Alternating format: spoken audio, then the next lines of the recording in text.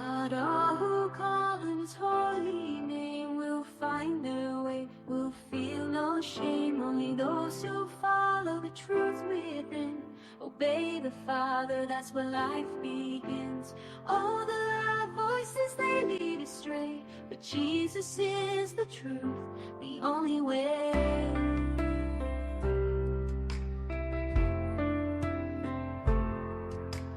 Enter through the narrow gate, for the gate is wide and the way is broad that leads to destruction in the false facade. Many walk that path and don't see the sign, but the gate is small and the way is divine. The road to life, oh, so few will find. In the light of love, leave the darkness behind. Salvation is a gift, it's not of our hands, not by the works or binding demands. It's free for the lost, for the weary soul. Come to Jesus, let him make you whole. If you thirst and hunger, just kneel down and pray. He's waiting there, don't let it slip away.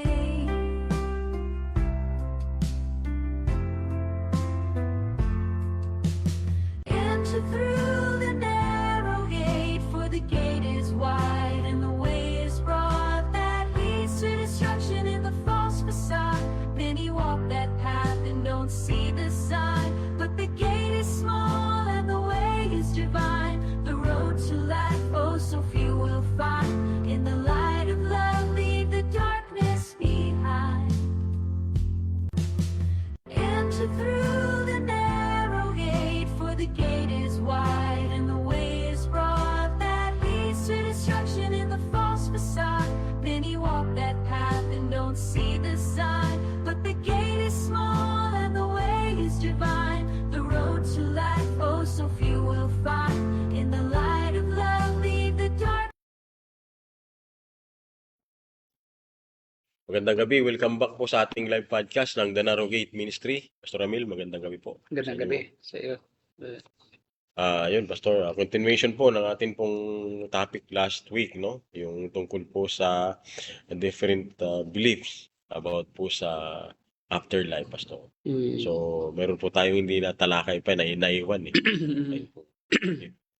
Gawin natin yan, no? Ngayon naman ay talakayin natin ay yung paniniwala ng mga Jehovah's Witness, yung soul sleep, at saka yung paniniwala ng mga Mormons, no? Opo. Sa afterlife, yun yung Wow. Ayun. 3 levels of heaven. Mm. Yung celestial kingdom, terrestrial kingdom, at iba pa. Talakayin din natin yung, hindi man natin masyadong natalakay, yung limbus infantium. Opo. Talakayin natin yung Christian beliefs afterlife, Yeah. in the afterlife. Makikita po natin dito yung pagkakaiba po ng biblical na katuruan ng patungkol po sa afterlife kaysa dito po sa mga Oo, afterlife. nakikita natin. Sige po. Okay, so natalakay na natin ang nirvana, no? Yan Opo. ang doktrina ng mga Buddhist, Mm. no? At ng Hindu rather, no? Hinduism. Buddhist na nga, no? Buddhist. Buddhism. At gayon din ang ang Hindu naman, no? Ay si Brahma. Opo. Pero parehong konsepto lang, no? Parehas lang Na din po. paglaya sa cycle o ng reincarnation o samsara. So, kaya iniiwasan nila na magkaroon ng masamang karma sa pamamagitan ng paggawa ng mabuti habang nabubuhay. Mhm. Dahil ang karma sa kanila ay pag ikay namatay at ikay masama sa lupa, ay ikay magiging mababang uri ng nilalang. Oo. Kung ikaw ay karpentero, nung ikaw ay nabuhay at naging masama ka, baka ikaw ay maging tubero. Mhm. Pababa, Pababa. nadidevote eh. Oo. Pag tubero ka naman, baka ikay maging maninisid ng Poso Negro. Oo. So, pababa. Ganun pala po ang Pagka naman ikay nangyayari. naging mabuti, ay kung ikay karpentero, Hmm. baka ikay maging presidente Wow. o gobernador o Pataas ng pataas naman. pataas ng pataas o barangay captain. No? Depende yung karma mo sa kabilang buhay, sa iyong ginawa, sa iyong pangkasalukuyang buhay ngayon. Oh. Kaya ito'y paulit-ulit, no, na cycle ng rebirth or incarnation. At para makalaya ka roon, ay kailangan yung yoga. Ang yoga ay isa sa paraan upang makondisyon mo ang iyong isipan na hiwalay sa lupa, sa pagdurusa sa lupa. Opo. Dahil ang buhay sa lupa ay sufferings. Cycle of suffering. Hindi ka makatakas na sa pagdurusa. Dahil nga hindi mo naman kaya na maging perpekto, kaya lagi pa rin masasabi nating ang karma ay laging pababa. Laging pababa ang iyong pagkatao. Kaya para makalaya ka doon ay kailangan mong makatakas doon sa cycle na yon at maging kaisa ka ng nirvana o ng kalikasan. Na ito ay state of mind, no? Losing your consciousness, no? Mawawala ang iyong conscious na pandama, no, sa buhay.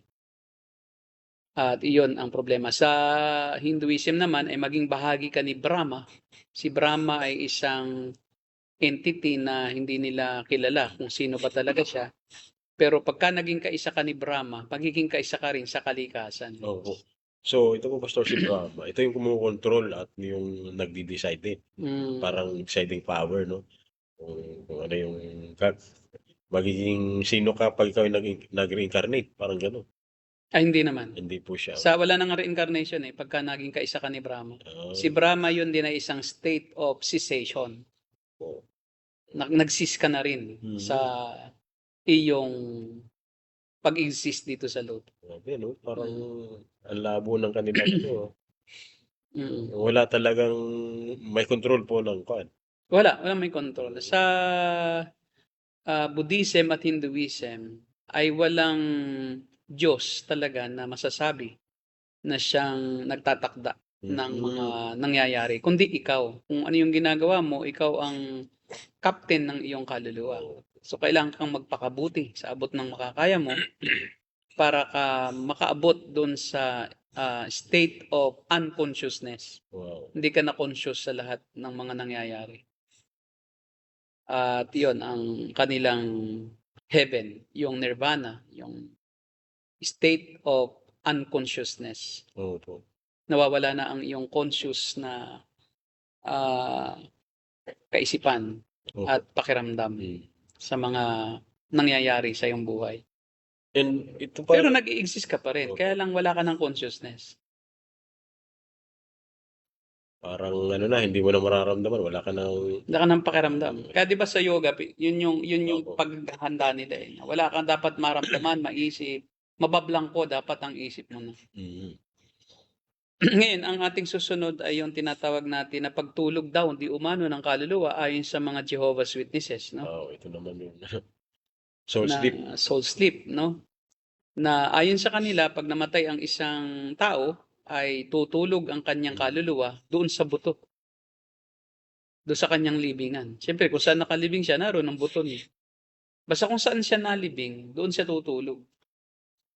Magiging kalansay siya, pero yung kanyang kaluluwa andun din at natutulog lang. Hindi pala po hihiwalay ang kaluluwa dun sa kalansay. Hindi. Naroon din lang kung saan siya nahinlay. Kung nasa libingan ka, kaya yung libingan para sa kanila ay tulugan ng mga kaluluwa. Naroon ang mga kaluluwa at natutulog lang at naghihintay sila sa pagkabuhay na mag-uli at sa paghuhuling paghuhukom. At syempre, hindi ito ayon sa Biblia. At pagkatapos na bumalik ang Panginoon Kristo, bubuhayin sila, magkakaroon uli ng gigising lahat ng tao sa kanilang binuhay na katawan, na mag-uling katawan. At kung ikaw ay nabuhay na bilang isang saksi ni Jehovah na tapat, no? Ikaw ay mananatili dito sa lupa. At itong lupang ito ang magiging paraiso. So itong mundong ito rin ang titirhan ng mga taong kabilang sa saksi ni Jehovah na naging tapat. Of course, kung ikaw ay saksi ni Jehovah at hindi ka rin naman naging tapat, ay hindi ka rin makakasama doon sa paraiso. Kaya sa mga saksi ni Jehovah ay mayroon silang mga pulyeto, yung mga babasahin na makikita mo roon yung paradise, no, sa mundo Mm. kung saan ang mga leon ay kasalo ng tupa, no? Kasama sa pagtulog, kasalo sa pagkain, Mm. at lahat ng hayop ay naging maamuna at kasama ng mga tao.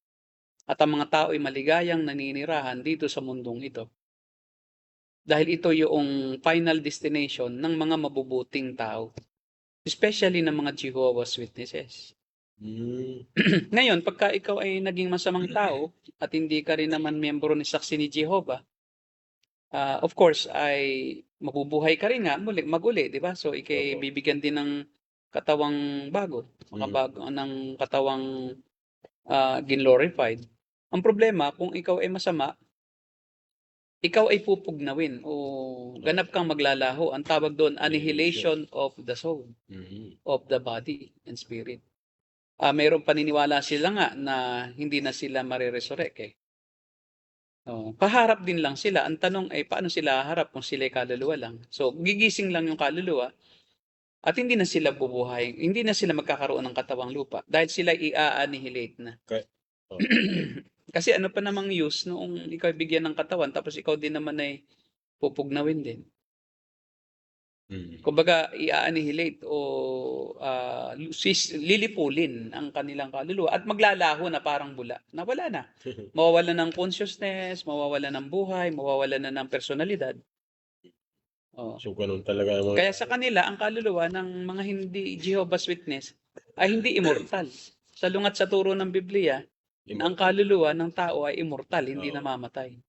Kasi namamatay yung kaluluwa sa kanila ng mga hindi Kristiyano, ng hindi Jehovah. Ngayon, kung ikaw na may mabuting tao, kahit ka hindi Jehovah, ay pwede kang maligtas at makasama sa paraiso. Sa kanila, naturally, no, ay nagpapakabuti sila sa lupa. Kaya ang mga Jehovah's Witness ay karamihan sa kanila napakababait. Opo. Meron pa nga akong kilala na Jehovah na pagka-retired niya, no, as employee ng government, ay yung pension niya ay kanyang ginugugol sa pagpapa-reprint ng mga babasahin ng Jehovah's Witnesses, yung Watchtower Society. Mm. Tapos binebenta niya yung mga pulyeto, yung mga evangelistic na mga gospel tracts nila, no? Basahin. Basahin. Tapos pumupwesto siya, halimbawa sa 7-Eleven, sa Ministop, sa harapan. At pinapamigay niya ng libre. Galing sa kanyang sariling pera. Walang budget na galing sa church. So inay kanyang panata. Para siya ay mapunta sa paraiso. Ngayon, may malaking problema diyan no? Dahil itong mundong ito, ayon sa kay Pedro ay gugunawin, no? Opo. Oo, hindi ito mananatili, no? At unang-una ay hindi naman natutulog talaga ang kaluluwa, no? Yes. Kundi conscious pa rin ang kaluluwa at siya makikita natin sa Luke chapter 16, no? Doon sa verses 19 to 31. Mapakitingnan natin yun. Basahin natin Luke chapter 19. Luke 19 verse 16 to 31. Pero basahin lang natin yung kasi masyadong mahaba. Opo, mahaba. Verses 26. Basa. Mula 26 po. Okay. Chapter 19 verses 26. Yan. Sige pa. Yan. Lucas yan, di ba? Opo. Okay. Sige pa, diretso. Bakit Parang iba. Bakit iba yan? Yung iyan po ba yung kailangan? Luke chapter 16. Yan. Hindi po 19, balik. Luke 16, 19 to 31. Kasi namali sa 19. Oh. Yung sa mayaman din yata. Yung mayaman na sila. Yan. Basahin na lang natin sa verse 25. Sa 22 hanggang 25. Sige. Yan. So, sabi po dito, namatay ang pulubi at siya dinala ng mga anghel sa piling ni Abraham sa langit. bilang isang parangal. Namatay rin ang mayaman at inilibing. Sa gitna ng kanyang pagdurusa sa daigdig ng mga patay, natanaw ng mayaman si Lazaro sa piling ni Abraham. Kaya't sumigaw siya, Amang Abraham, maawa po kayo sa akin. Utusan po ninyo si Lazaro na isawsaw sa tubig ang dulo ng kanyang daliri at basain ang aking dila. Dahil ako naghihirap sa apoy na ito. Ngunit, sumagot si Abraham, Anak, alalahanin mo, nagpasasa ka sa buhay noong ikaw ay nasa lupa. At si Lazaro naman ay nagtiis ng kahirapan.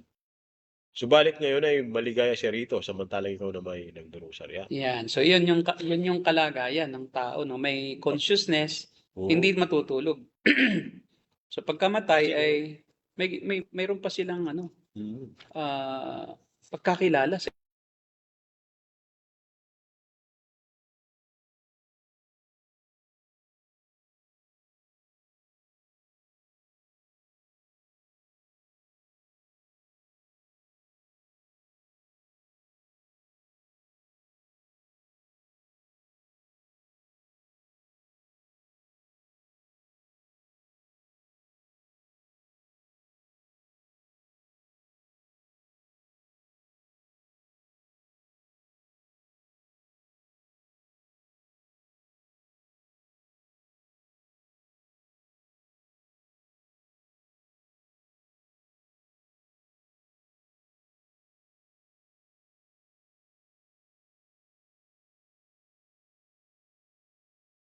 sorry.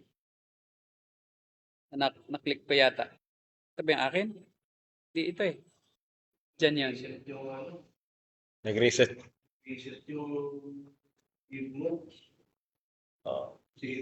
Okay. Tuloy po. So pagkamatay ng tao ay meron siyang kamalayan, meron siyang pandama, kaya naghihirap eh. Kasi kung ikaw ay walang pandama, hindi ka maghihirap. Hindi mo mararamdaman. Kung ikay tulog, di ka makapagsalita. Kung ikay tulog, hindi ka makakapag-isip. Eh, ba't itong dalawang ito nakakapag-isip? Sa salungat pala po ito, yung teaching ng Oo. Sinuhuba, no? Bukod doon, ang isa pang mali sa katuruan ng Jehovah's Witness, eh makikita sa 2 Peter 3:10. Ano po natin? 2 Pedro 3:10,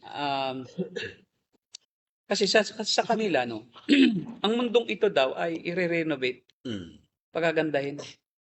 Hindi ito gugunawin. Para sa Jehovah's Witnesses, pagdating ng Panginoon Jesucristo, itong mundong ito ay pagagandahin, ibabalik sa dating ganda, ibabalik sa dating likas na nung parang sa Hardin ng Eden. Pero ang problema, hindi yun ang turo ng salita ng Diyos eh. Opo. Anong mangyayari sa mundo ayon kay Pedro sa 2 Peter chapter 3 verse 10? Ito po ang sinasabi. Ngunit ang araw ng Panginoon ay darating tulad ng isang magnanakaw. Sa araw na iyon, ang kalangitan ay biglang mawawala kasabay ng isang malakas na ugong. Matutupok ang araw, buwan at mga bituin. Ang mundo at ang lahat ng mga bagay na narito ay mawawala. So, Okay, tamo, ba? So makikita mo na itong mundong ito ay mawawala eh. Mawawala.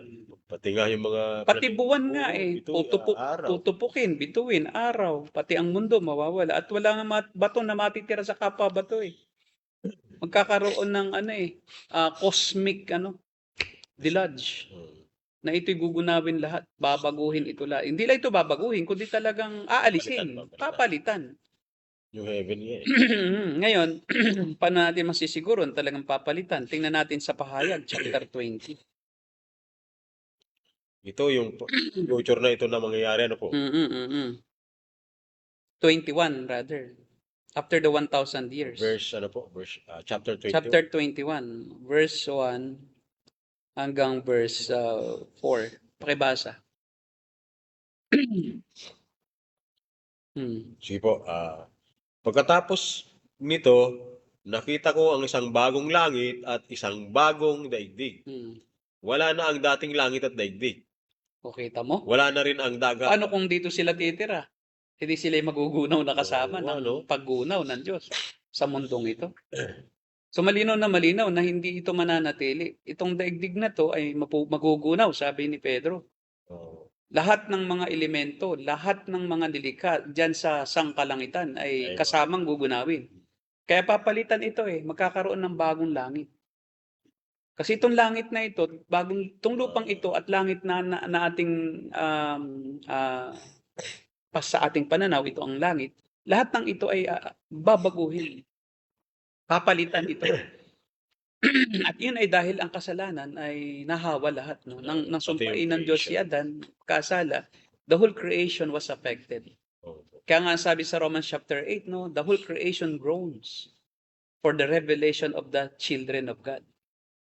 Diba? They are awaiting, Sa Romans, no? gaya ng isang babaeng nanganganak, no?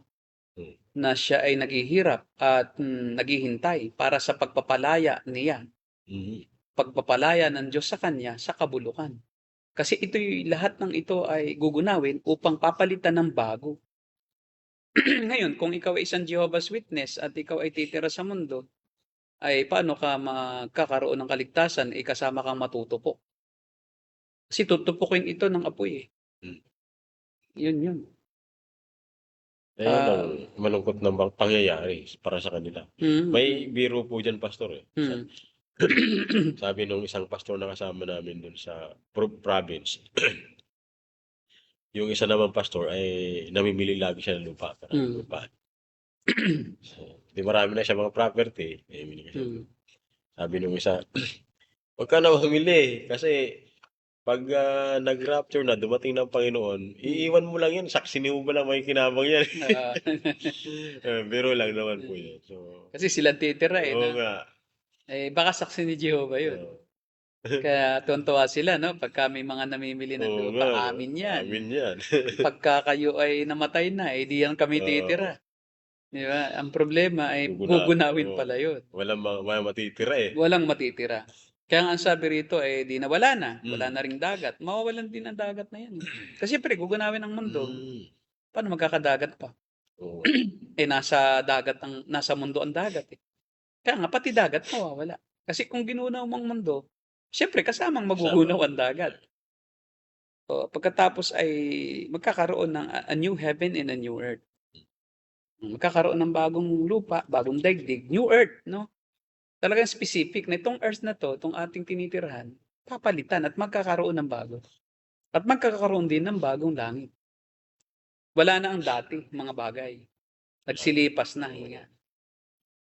Tapos ay sabi nga niya, I saw the holy city in verse 2, the new Jerusalem coming down of heaven from God. Mula dun sa bagong langit, doon bababa ngayon yung Jerusalem, bagong Jerusalem. At yung bagong Jerusalem ay bababa sa lupa at yun ang magiging pang walang hanggang tirahan ng mga tunay na mananampalataya. Doon tayo titira sa bagong Jerusalem. Kaya ang problema sa theology ng mga Jehovah's Witnesses ay defective. Kasi sa kanila, yung soul sleep, ginawa nilang literal. Kasi ang Biblia ay dinidescribe talaga ang kamatayan as sleep. Figurative kasi yan sa kanila. Ang tawag diyan is yung kabaliktaran noong tinatawag natin na yung pinapalaki, na exaggerate. Ito naman pinapababa. Parang euphemism po ba? Euphemism. Yan tawag. Kabaliktaran ng hyperbole. Ang hyperbole yung figure of speech na kung parang mamamatay na ako sa gutom, pero hindi naman talaga, pero pinapalaki mo. Yun namang euphemism ay binabawasan mo yung yung gravity para hindi makasakit. Kaya sa halip na sabihin mong namatay, natulog lang. Gaya limbawa, nung mamatay si Lazaro, patay na talaga. Sabi ng salita ng Diyos, binuhay eh. Hindi ibig sabihin, namatay talaga. Pero nang tanungin ang Panginoong Hesus kung ano ang kalagayan ni Lazaro, nang sabihin ni Marta na, Panginoon, kung naroon sana kayo, hindi sana siya namatay. Sabi niya, huwag kang mag-alala, natutulog lang siya. Pero patay talaga. Pero ang gusto ng Panginoong Hesus ay mabawasan yung pagdadalamhati. Yung bigat ng nararamdaman na talagang kalungkutan ni Marta. Pero pagdating niya roon, di ba, sa Bitanya, ay doon sa libingan ni Lazaro, pumunta ang Panginoong Hesus kasama ang lahat ng mga alagad at maging sila magkakapatid na Maria at Marta. Umiyak siya ng umiyak doon sa harapan kasi talagang mahal niya si Lazaro bilang kaibigan. Dahil namatay na talaga. Pagkatapos ay kanyang inutusan si Lazaro na, Lazaro, lumabas ka. Tapos nakabalot pa si Lazaro nung kayong lino, no? Yung pambalot sa patay. Patay na talaga. Kaya nga sabi, di yata't 4 na araw na siyang patay, namamaho na siya. Sabi ng mga Pariseo. Diba? Pero lumabas si Lazaro at buhay na buhay. Opo. Kaya yun ay euphemism. Pagpapabawas ng level ng sakit ng salita.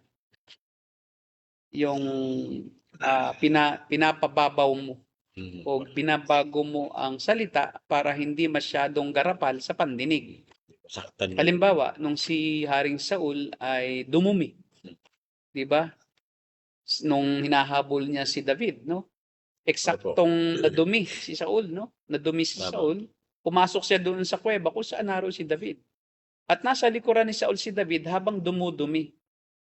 Pero dahil nga ayaw ng mga manunulat na sabihin yung salitang tumae, kumbaga, ang sabi doon ay nanabi si Saul o pinagaan ni Saul ang kanyang pakiramdam, ang kanyang sarili. Sabi doon, and Saul relieved himself inside the cave. So ang ginawa noong tauhan ni David, sabi niya, papatayin ko na po ito, Panginoon. Binigay na sa atin ng Diyos. Oh. Wag mong doon sinabi, don't touch the anointed. Doon sinabi yun, don't touch the anointed.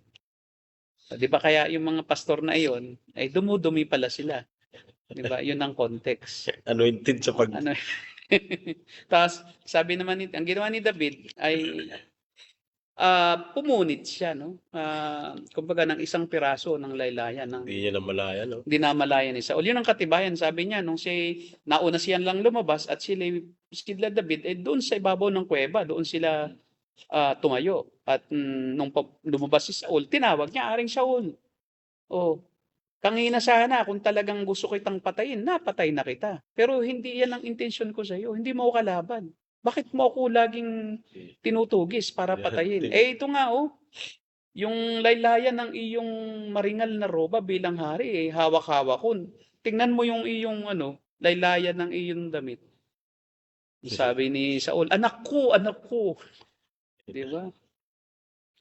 Salamat. No, hindi na kita tutugisin. Hindi naman totoo. Talagang ayaw na ayaw ni Saul na mapalitan siya ni David. Doon sinabi ni David, no? Kay Saul yung don't touch the anointed, hindi para sa pastor yun. Sa masasamang hari yun, gaya ni David, ni Saul. Hindi ba? Don't touch the anointed. Yan, kaya nga ang kamatayan ay pagtulog lang talaga. Kaya kita mo, halimbawa, Daniel chapter 12 verse 2, pakibasa. Ito yung katunayan na talagang yung pagtulog ay ginagamit bilang euphemism o figura ng pananalita para sa kamatayan, para sa salitang namatay. Verse, chapter 12. Para mapagaan yung gravity, yung antas ng sobrang garapal na masakit sa damdamin. Daniel chapter 12 verse 2. Pakibasa. Muling mamubuhay ang maraming namatay sa lahat ng panig ng daigdig. Sa ibang salin ay King James, sa King James. Kasi kita mo namatay, di ba? Isinalin sa MBB na namatay, pero dun sa original King James, tingnan niyo. Anong sabi? Nangatutulog. At marami sa kanila na nangatutulog sa alabok ng lupa ay mangangagising. Yun yung kinukuha ng mga Jehovah's Witness, yung soul sleep na doctrine. Nangatutulog sa alabok nila. Kung saan sila namatay, di ba, alabok na sila, natutulog sila roon. Pero nang i-translate sa Magandang Balita Biblia, kasi ang Magandang Balita Biblia ay translation ng NIV. Ang NIV ay magandang salin kasi ang dynamic equivalent. At saka iyan yung sa textual criticism ay talagang hindi yan umasa doon sa majority text. Critical eclectic method ang ginamit dyan. Yung NIV ay kabilang sa mga eclectic method na pinag-aralan nila talaga kung ano yung katumbas na salita, hindi umasa doon sa kung sino ang mas maraming salin, kundi kung ano yung pinakamalapit sa original. Yung tinatawag na dynamic equivalence of each word of the original or the oldest manuscript. O, tingnan mo, nangatutulog ang sinabi, pero nang isalin sa ibang Tagalog, Magandang nang balita, salin, no? magandang balita ay Namatay. namatay. Dahil alam nila yun ay figurative of language. So, hindi totoo na Oo. tulog lang. Hindi ko totoong tulog. Pero- Pero Sige. Pastor, maputol ko lang po.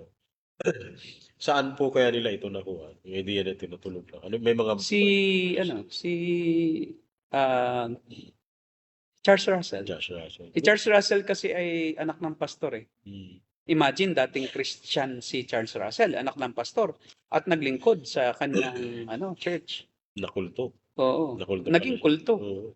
Kaya hindi guarantee no na ikaw ay nasa isang Christian church, na ikaw ay anak ng pastor, Opo. ay talagang mananatili ka sa katotohanan o maliligtas ka. Kaya nga eleksyon kaya nga kita mo hindi kaya ng tao iligtas ang sarili kahit na siya pa exposed na sa katotohanan at totoo namang pastor yun ng Christian pastor ang tatay ni Charles Russell. Hindi po siya pati hahangad na maligtas. Hindi naghahangad. Kapag hindi elect, hindi maghahangad na Yes. maligtas.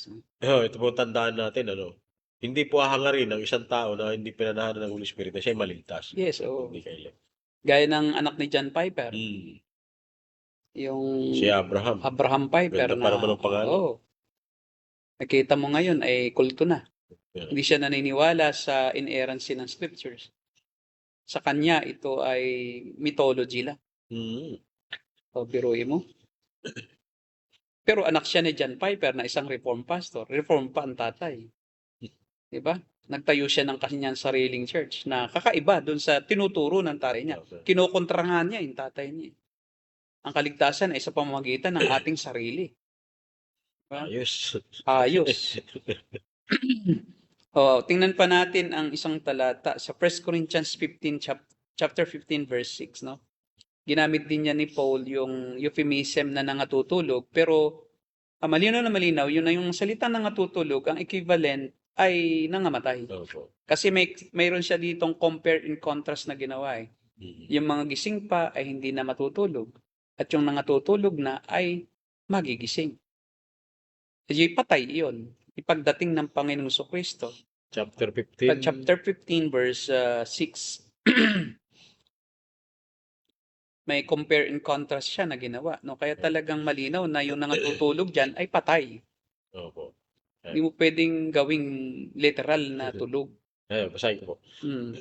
Pagkatapos, nagpakita siya sa mahigit na 500 kapatid na Imbibi uli yan. Sige, pasahin mo ng imbibi natin. Kakatipon, marami sa kanila ay buhay pa hanggang ngayon. Subalit patay na ang ilan. Yun. Yung patay diyan sa King James Version Tagalog ay nangatutulog din. Tingnan po natin. Yeah? Sa 6. Nangatulog na. Pagkatapos, datapot ang mga iba'y nangatulog na.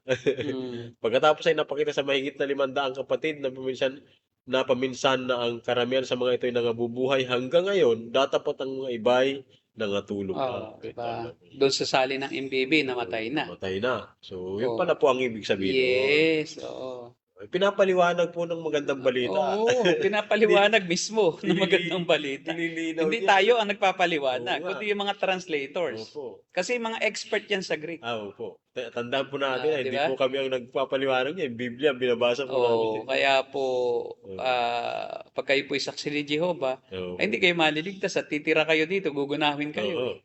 Paano kayo masisave? Papasama kayo sa gugunawan. Oo. Magiging abo kayo dito. Di ba? Abo na nga kayo, maaabo pa uli kayo. Kasi patay na nga kayo, susunugin pa uli ng Diyos ito. Sa bagay, punta naman sa impyerno talaga ang hindi sumasampalataya sa Panginoong Kristo lamang para sa kaligtasan. Kasi ang mga Jehovah's Witnesses, ang kaligtasan nila ay good works. Good works. Kailangan mong maging mabuti. Kailangan mong magpakabanal sa iyong sarili. Kaya mo sa iyong sarili. Kaya kinokontra nila ang Biblia na ang kaligtasan ay sa biyaya ng Diyos sa pamamagitan ng pananampalataya. Grabe. Ibang ebanghelyo yung kanilang dala-dala. Yan yung pasok sa Galatians chapter 1 verse 8 na kapag ang binago ninyo ang aming dati nang itinuro, ang mabuting balita, ay pakasumpain siya. Maging ako man, sabi ni Pablo, o isang anghel man, na baguhin ang dati na naming ipinangaral na ang kaligtasan ay sa pamamagitan lamang ng ginawa ng Panginoon Jesucristo, pakasumpain siya, anathemize, no? Ibig sabihin, pumunta siyang impyerno. Wala na siyang kaligtasan kailanman. Kaya napakahalaga po ng tamang katuruan kasi ang Yes. tamang katuruan ang nag-determine kung ligtas ka ba o hindi. Kasi kung ang katuruan mo ay mali, abay malamang talagang hindi ka ligtas ngayon. Ay kung mamatay ka sa estado mong iyan na mali ang katuruan mo, paano ka maliligtas? Ibig sabihin, hindi ka pinagpahayagan ng banal na espiritu ng katotohanan. Yun ang nakakalungkot. O yun. Nakakaawa po itong mga ito. Nakakaawa. At marami akong mga kilalang Jehovah's Witness na mababait eh. Pagka nga yung mga yan ay medyo may dinaramdam sa iyo eh, yan pa ang unang lalapit sa iyo at magpapatawad. Kasi nga ang kanila ay dapat akong magpakabuti. Kasi hindi ako mapuntang paraiso. Diba? Pag ito'y na-renovate na itong mundo, ay hindi ako titira dito. Kaya nga ang kanilang church ay napakasimple. Maghanap ka ng Jehovah's Witness sa church. Simple lang. Malalaki ang lawn. Makikita mo ang lalaki, ang lalawak ng mga lawn nung hardin. Oo. Tapos yung kanilang church ay mababa lang, talagang lapat, hindi sila nagpapataas, lapat sa lupa. Bakit? Ang paniniwala nila, yung lawn na yon, doon sila titira, magkakasama. Tutubuan yun ng mga bulaklak, ng mga hardin, mga puno, ng gagawing paraiso yun ng Diyos. O, di ba? Localized paradise. Localized. Doon pala galing yung lookalike. Sa localize. Kaya nga, ang katibayan, no, si Moses at Elijah, hindi naman natulog. Nang magpakita sila nung transfiguration ng Panginoong Hesus, nagsalita pa nga eh. Nagtumayo pa nga eh. Oo nga, no? Eh kung tulog Gising, yun eh. O, di ba, gising sila. Gising. Oo. Nakikipag-usap, pero ba nakikipag-usap na tulog? At nakakaintindi ng kausap. Di ba? So, ang Panginoon Jesucristo, na siya mabuhay na maguli, gising din naman. At nung siya nasa libingan, di naman siya natulog ang kaluluwa. Siya naman ay pumunta sa heaven, ang kanyang kaluluwa. Katawan lang niya, hindi pumunta. Kasi sabi niya, sa iyo ko pinapabaya ang kaluluwa. So, pagkamatay niya, di nasa Panginoon, sa Ama. Sabi niya ay doon sa isang magnanakaw na nasa kanyang kanan, kay Demas ay ngayon din isasama kita sa paraiso. Yung paraiso kasi heaven iyon sa kasi ang mga Hudyo prior to the Gospels, ang kanilang idea sa tahanan ng Diyos paraiso, hindi langit. Wala silang idea ng heaven. Pero it doesn't matter kasi yung paraiso kahit saan man yan, yun pa rin, langit pa rin yun. Lugar ng yan eh. Lugar ng kaligayahan. At kaaliwan at walang hanggan, walang luha, walang sakit, walang kamatayan, walang kasalanan. Yan ay lugar ng perpektong kaligayahan sa piling ng Diyos. Yun. So, yun. Kaya nga metaphorical po yan, yung sleep na yan.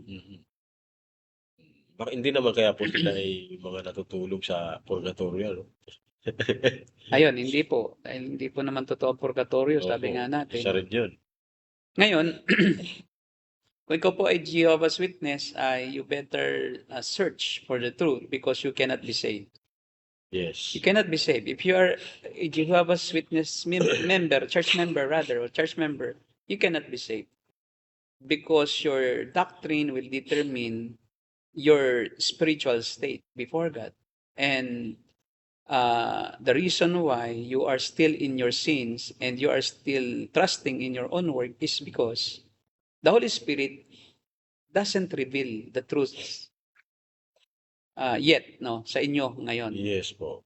Hindi pa niya nare-reveal sa inyo. Nawa, no, ma-reveal sa inyong katotohanan at kayo magsisi at kayo ay magtiwala sa Panginoon Jesucristo lamang para sa inyong kaligtasan. Huwag po kayo magtiwala sa inyong sariling kakayahan dahil hindi nyo po kayang iligtas ang inyong sarili. Yes po, hindi po mangyayari. At huwag po kayong maniwala na dito kayo lang sa lupa. Ito gugunawin po ito.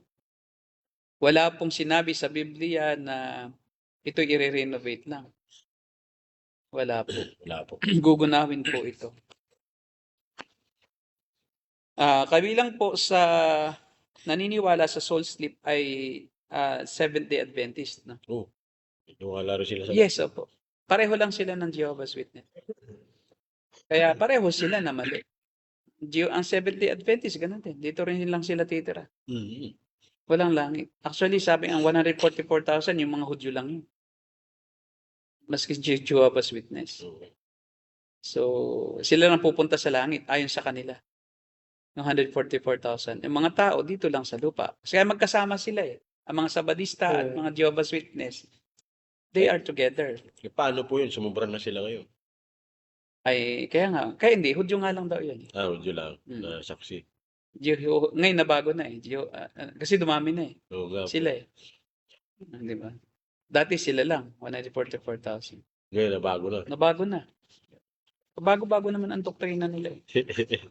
Ngayon tingnan natin ang afterlife, belief sa afterlife ng mga Mormons. Ayun, sa Mormons naman po tayo. Okay. Mukhang Ah. maganda to. So ang Mormons po, ang founder ay si Joseph Smith. No? Mm. At si Joseph Smith ay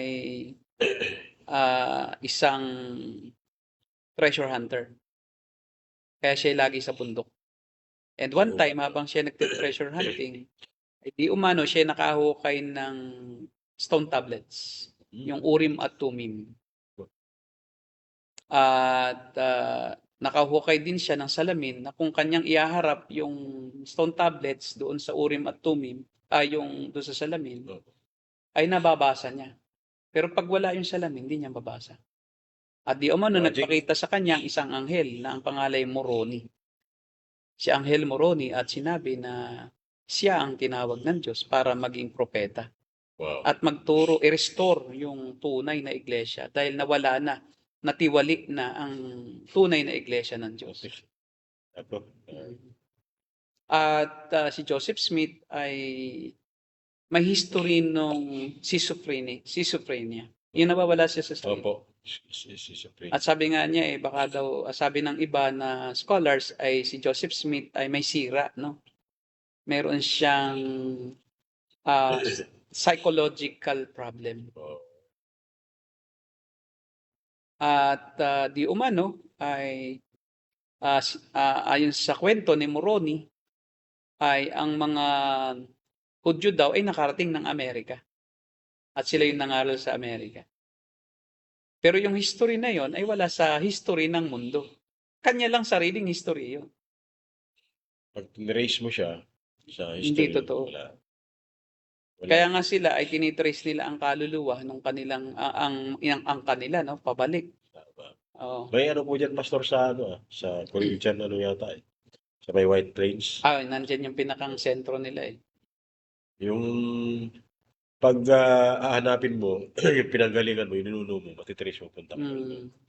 Parang ginawa yan ni Brother Tamil. Na-trace niya yung lulo niya. Dahil doon. Opo. Kasi mahilig silang mag-trace eh. Kasi kaya nila tinitrace, nagpapabotismo para doon.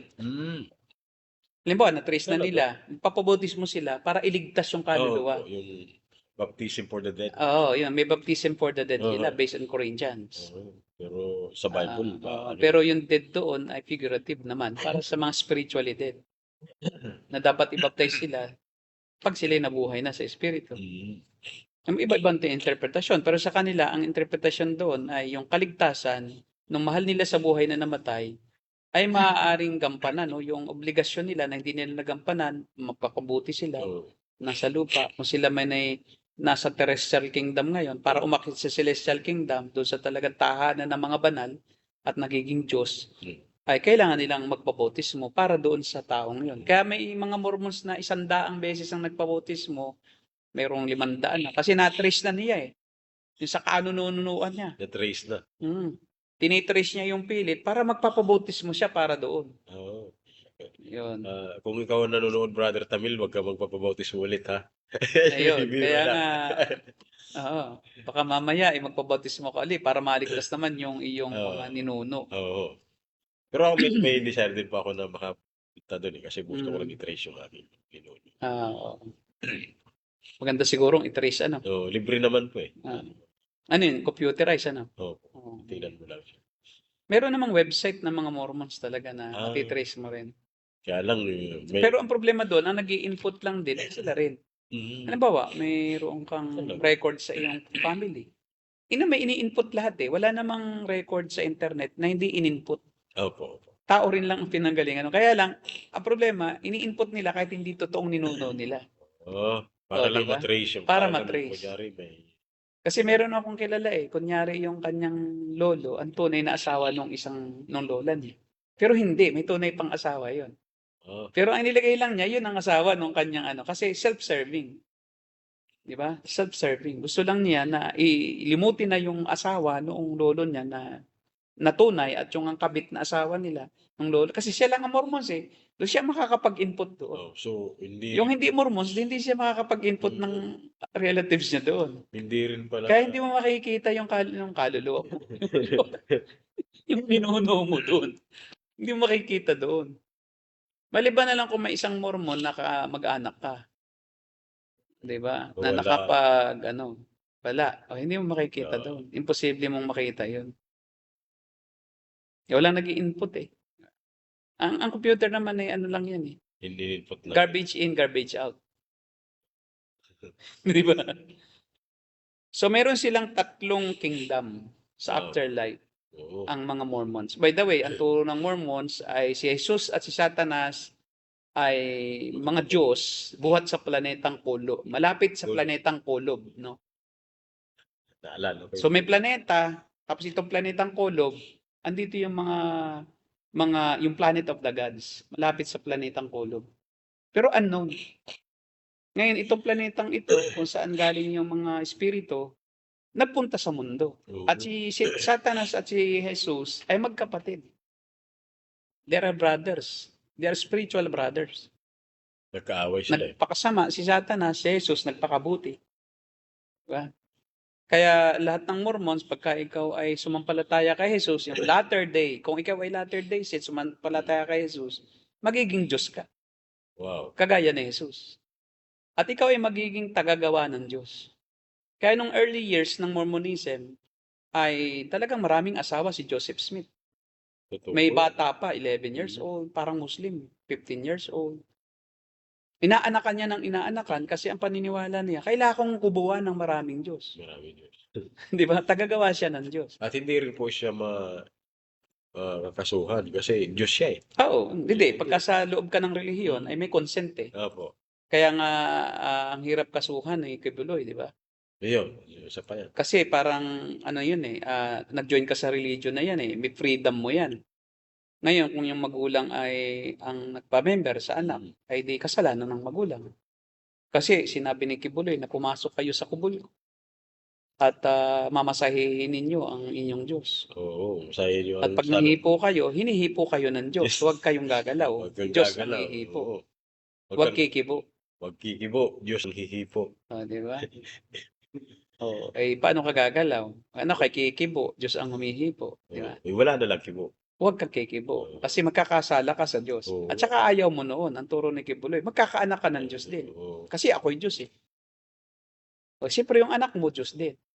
Ganun ang mga Mormons. Kaya nung unang panahon, ngayon ay hindi na masyadong pinapractice yung polygamy sa Mormons. Pero nung una, talagang nagpapalitan pa sila ng asawa. Mayroong part ng history ng mga Mormons na pag halimbawa, elder tayo, malalim na tayo sa Mormonism, may anak, may asawa ka, Palitan. hindi mo maanakan, baka baog ka. Ibigay mo sa akin, aanakan ko. O kaya ako naman, di ako makaanak. Yung asawa ko, anakan mo. Ganun pala sa Oo. So walang problema yon. So yung kanilang moralidad ay hindi affected dahil nga sila ay Diyos eh. Dahil tayo Diyos ay tayo may karapatang magdesisyon sa ating sarili. Dahil tayo Diyos eh. So there's no such prohibition. Pero sila ay magaling makisama. Kaya sila magaling makisama, kailangan nilang makonvince ang maraming tao. Oo. Yun ang kanilang doon. Para kasi walang gagawa ng Diyos. Kung kukunti ang gagawa ng Diyos, kukunti ang Diyos. Kukunti ang tao. Kasi yung ding mga Diyos, yung mga anak ng mga Diyos sa langit, yun din ang magiging tao. Ay kung walang maraming tao, walang papasukan yung kaluluwa ng mga Diyos na ginagawa doon. Ah, Kaya nangyayari, para mag-i-exceed parang yung number ng mga Diyos doon, naka-espiritu, pag kukunti ang Mormons, walang pasukan. O kaya kailangan gumawa tayo ng papasukan na katawan. ng Nung, spirit. nung espiritu na yon na ginagawa ng mga espiritu doon sa planetang Kulo. malapit sa planetang Kulo. So, yun. Kailangan natin gumawa ng maraming, kumbaga sa pelikula ay host. Host. Mga parasite yan eh. Peterhan nila yun. Yung, kapag may isinilang na bata na anak ng Mormon, may Diyos na espiritong pumasok doon. Wow. At sa kanila, ang Celestial Kingdom, may tatlo, no? Celestial Kingdom, Terrestrial Kingdom, and Telestai. O Telestal. Celestial. Rather. Nautal tuloy ako. No? Celestial Kingdom. At yun ay iba't ibang level ng kaluwalhatian na mararanasan ng mga tao sa kabilang buhay.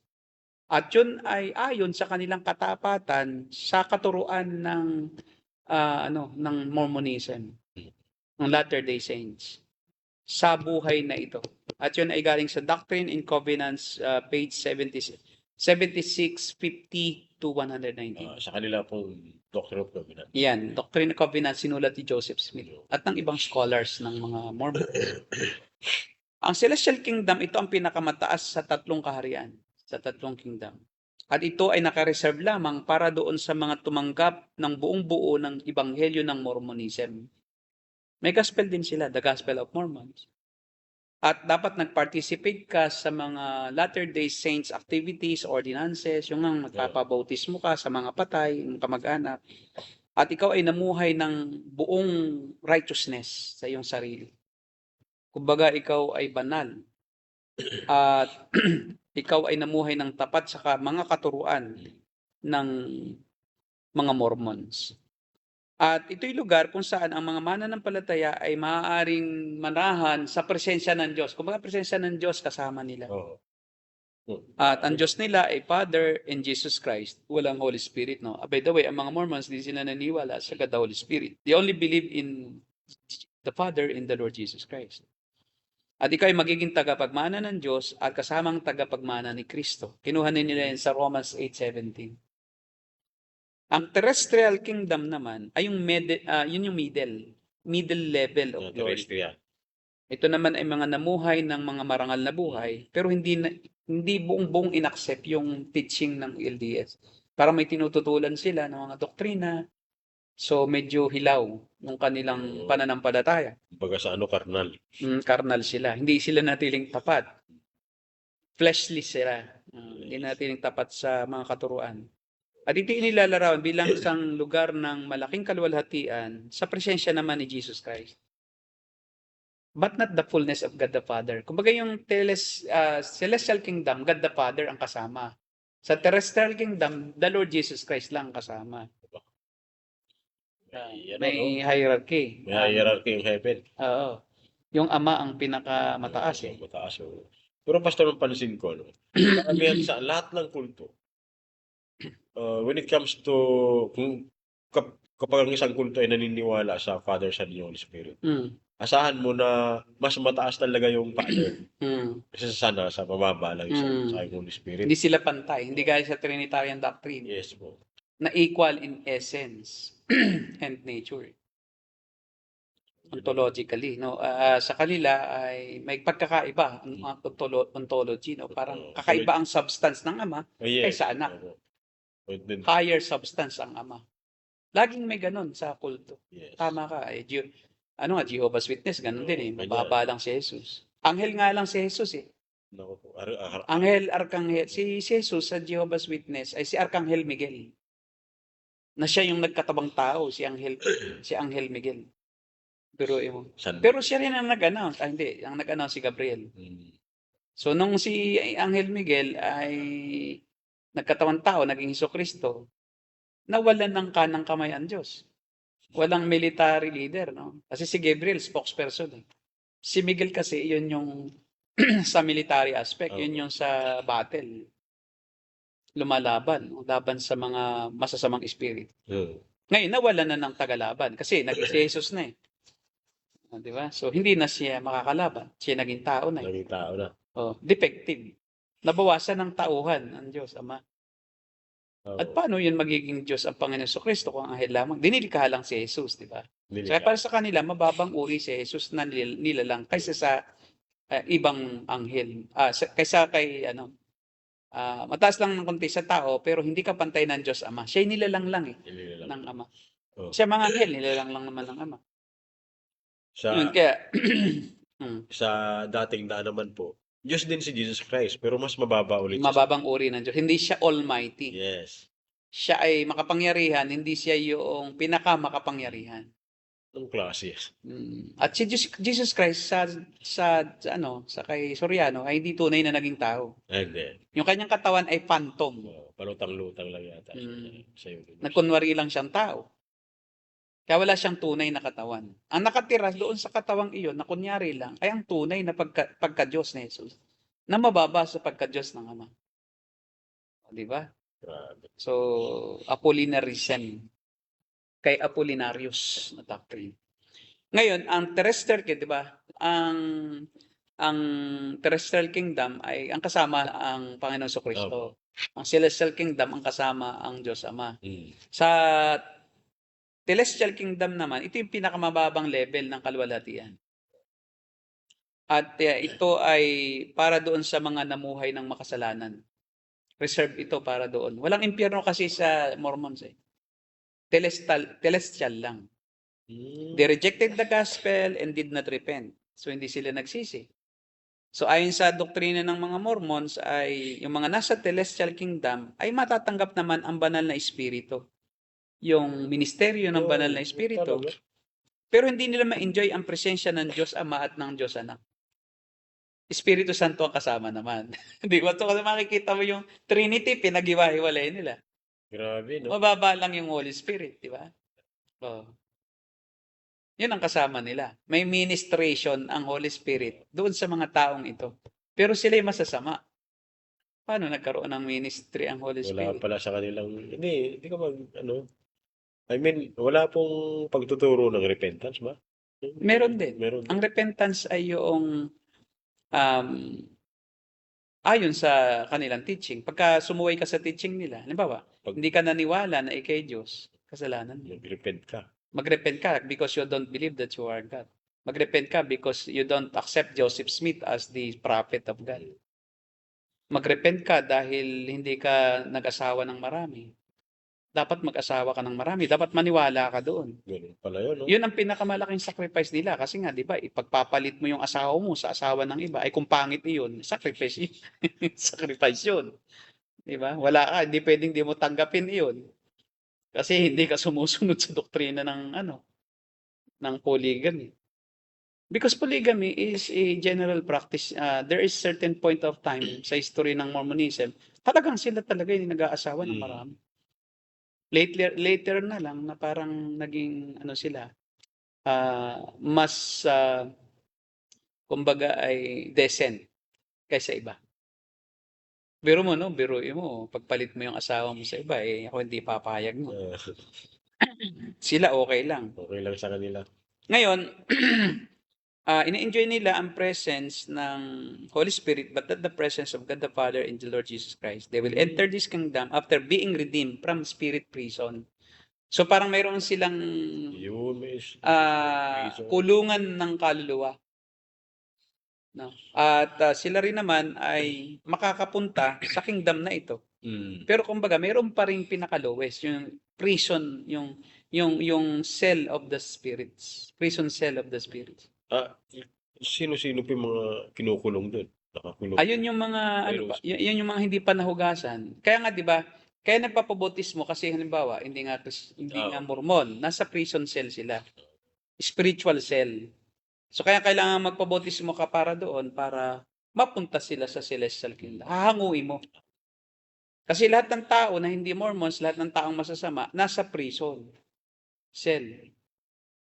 Hindi ka patiyak kung nasa celestial kingdom iyon, no? Na may Holy Spirit. So, Kaya nangyayari dito, hindi omnipresent ang Trinity. Kasi wala nga ang Holy Spirit, hindi kasama ng Ama doon eh. Ang may enjoy lang nila, presence ng Ama. Eh samantalang sa Trinitarian doctrine, kung saan naroon ang Ama, naroon ang Anak, naroon ang Espiritu, dahil lahat sila ay omnipresent eh. Tama. So therefore, itong mga ito ay false gods, false Father, false Jesus, and false Spirit of God. Hindi sila tunay na Diyos Ama, Diyos Anak, at Diyos Spirit. Kasi nagkakahiwa-hiwalay silang tatlo eh. May kanya-kanya silang kaharian. At ang kaharian pa ng Holy Spirit ay yung pangkaharian ng masasamang tao. Yun no. Oo nga, no? Malaking problema. Paano naging holy siya kung kasama niya yung mga Yes. masasamang tao? Oo, eh. Mm. Pati doon sa spirit prison, pupunta rin po siya. Ngayon, meron pang huling lugar. Yung perdition. A place of perdition. Ito na may naka-reserve para doon sa iba pa na hindi karapat-dapat sa anumang glory. Those consigned to perdition, sabi sa Doctrine and Covenants, 76 verse 33.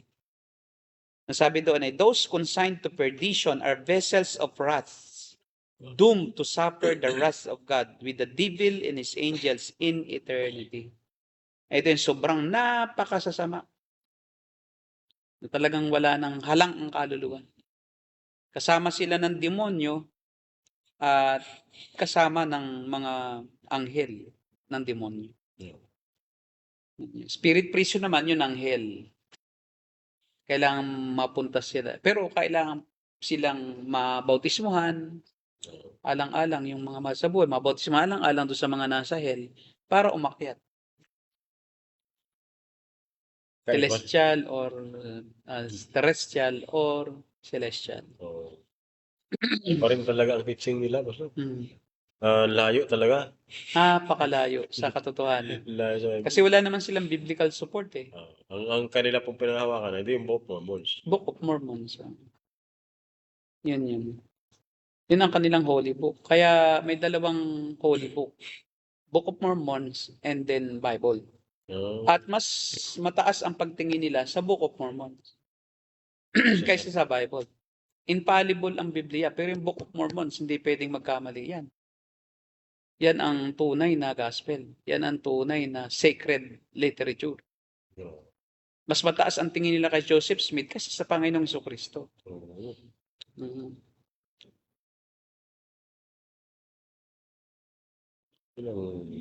Pero yung Utah, puro Mormons. Kasi yung Utah, dati uninhabited.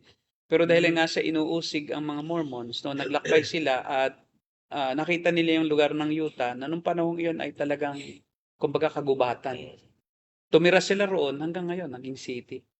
Dumami sila ng dumami. Ngayon, kaya pag sinabing taga-Utah ka, Mormon ka. That's a Mormon country. Utah. Si Karl Malone, Utah Jazz. Iyon ang problema. Kung Mormons ka, paano ka maliligtas? You deny the Trinity, you deny the deity of the Holy Spirit in the Lord Jesus Christ. Yan yung salvation po, lagi na lang na good works. Good works, pero mayroong polygamy. Ako may kilalang Mormons. Meron akong kwento sa isang Mormon na pastor ng Mormon. So when we were renting our former place of worship dito sa Bimapa, along Bimapa corner, Magsaysay. Nagre-rent kami sa itaas ng isang mini-stop building. Tapos nakita namin yung second floor, walang tao, walang nagre-renta. So nirentahan namin, and then after mga 2 years, may nagrenta naman sa third floor, Mormons. Bali. Kinakaibigan ako ng Mormon na pastor. Maraming pumupuntang mga Amerikano doon sa kanya. Maraming anak, kasi pre Mormons. Pero ano po yung pastor? Pilipino? Filipino yung pastor. Tapos ang ginawa ng pastor, ang ganda ng kanilang church eh. Mas maganda pa nga sa church namin eh. Wala kaming pambili nga ng aircon. Siya, ang daming aircon, tas ang gaganda ng kortina, no? Curtain pa lang talagang mamahalin, di ba? Kasi mga Mormons, maano yan mag-donate eh. Giver yan. Po, galante. Galante yan kaysa sa mga Christians. Makunat ng mga Christians eh. Total, by grace naman ang salvation eh. Kahit 100 lang ang tithes ko. Di nagbibigay. Hindi talaga yung nagbibigay. Marami dyan kuripot na Kristiyano. Kaya yung church, talagang wag mong asahang maganda. Oo. Kaya kita mo, daming mahihirap na Christians na churches. Pero pag Mormon, mayayaman. Oo. Kasi salvation nila by work eh. Glacier. Iglesia, oo. Kasi Maganda ang sapilitan. church. Oo. Kita mo kaganda ng church. Ano kaya kung ganun din po sa... Sana, gaganda talaga kung mapagbigay ang mga Kristiyano, kung tapat. Hindi kasi tapat. Bihirang-bihira ang tunay na Kristiyanong tapat talaga. Tunay pang Kristiyano yun. Lalo na yung fake. Diba? So, well, by the way, nagtayo siya roon ng parang school, music school. Tapos, nagtuturo doon sa itaas ng music. Tapos, yun ang pang-inganyo ba niya sa mga kabataan? Marunong siya sa... Either kasi basketball, sports, or music. Yung pang-inganyo nila, free. Tapos nagtataka ako na lagi sa akin lumalapit ba. Bumababa sa second floor, pinapadala ako ng pagkain. Ang bait ng Mormon. Ako naman nakikisama lang kasi syempre, mahirap naman yung iyong kapitbahay galit sa'yo. Mag-iiwasan kayo, isa lang namang hagdanan ang bababaan nyo, magkakasalubong pa kayo minsan. So binabati ko rin siya. Until one day, kinausap ako, sabi niya, Pastor, pwede bang bilhin mo na lang yung aking mga aircon, yung aking mga electric fan, yung aking kortina. Libre na nga yung iba, yung electric fan, libre ko na sa'yo. 2 electric fan, libre. Sabi, bakit? Kasi nilipat na kami, Pastor. Kasi may nakita kaming mas magandang lugar. Sabi ko, amen. Nagpe-pray nga kami. Alam mo yung benta niya ng aircon na worth 15,000 noon? 3,000 lang. 3,000. Bagong-bago pa, mayroon pang resibo, wala pang 1 year. Ayun yung pinagpe-pray namin. Solved na. Naka 5 aircon ata kami. Meron pa akong binigay sa ibang churches. Tapos meron kaming, pati yung tumba-tumba niya, no? Nilibre na lang. Sabi niya, iyon na lang ito, Pastor, yung tumba-tumba ko. Sabi ko, tatanggapin ko yan. Electric fan, Pastor, buhay pa to. Iyon na lang. Parang ang bilis umalis eh. Sa madaling salita, nagtaka ako. Well, hindi ko na inintindi. Basta sabi ko, blessing na ito eh. So, ang Diyos talaga ginagamit kahit demonyo para pagpalain ang Kristiyano. Si Satanas. Because the devil is God's devil. He is an instrument of God to bless His people. Napakabait ni Satan kay Jesus Christ, di ba? Di ba? Oo, napakabait eh. Kung bibigay ko sa mabait pala si Satanas ha.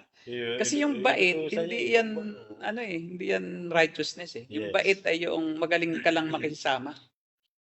For your own interest. Kasi meron siyang gustong motive na makuha. Sambahin mo ako, di ba? Para masira ang plano ng Diyos eh.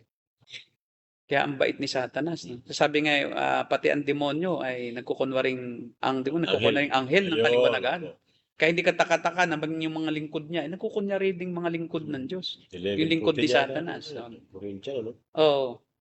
11:14 ba yun? Tama. So ngayon, ito na. After about 6 months, di syempre, wala na sila. May mga sulat na dumarating. Siyempre, sa akin dinadala. Kasi sabi, wala na pong tao sa 3rd floor. Alam niyo po ba kung saan pupunta yung tao dyan? Kasi siyempre, hindi ko naman, sabi kasi niya sa akin, Pastor, basta ang pangako mo, pag may punta, wag mo kong sasabi ko sana. Hindi ko rin naman alam kasi kung saan siya lumipat. Ano yung sasabihin ko. So, kasi matagal na yung mga sulat. Binuksan ko, credit card. Ang utang niya, umaabot na ng milyon. 1.2 million, 1.4 million. Kaya pala siya nagtago dahil umuutang. Yung kanya palang mga pinupuhunan doon, utang sa bangko.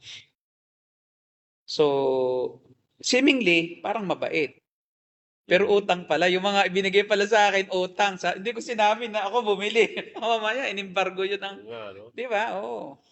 Siyempre ililigtas mo rin. At saka malay ko naman, 'di ba, na yun pala inutang, 5 years na pang dumaan, 5 months na, hindi ko alam. Yun yung mga sinasabi nating, you don't know Mhm. where those things come from. But still, because you have prayed for that, God answered your prayer through different means. Oh, yan, sa'yo na yan. Oh, pero mo pinapahingi sa akin. Talagang takang-taka kami.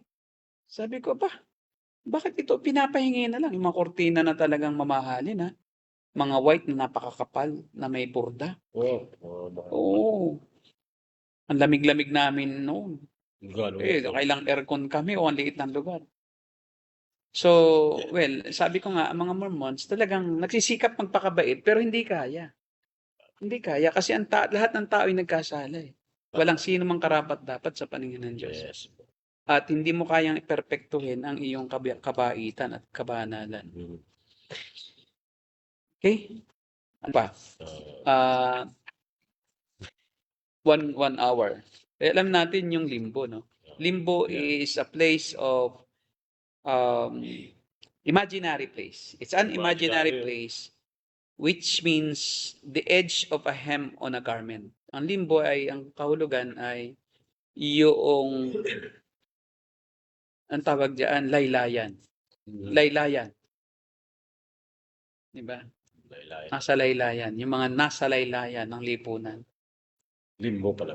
Edge of a hem on a garment. So, laylayan. Yeah. Kaya sinasabi sa atin ang salitang ito ay isang lugar na bordering, no, nasa gitna, na malapit siya pareho doon sa dalawang lugar. Oh, So, sa langit at impyerno. nasa pagitan pala. Nasa pagitan siya ng langit at impyerno. Ano naman po yung purgatorio kaibahan nito? Ang purgatorio ay katabi ng impyerno. Ito muna yung limbo, tapos purgatorio, tapos impyerno. Okay.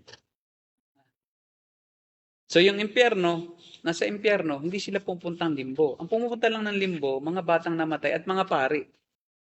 Meron silang doktrina na ang mga pari pumupunta rin sa kanilang sariling limbo. May sarili silang limbo. May sarili pala Oo. limbo, no?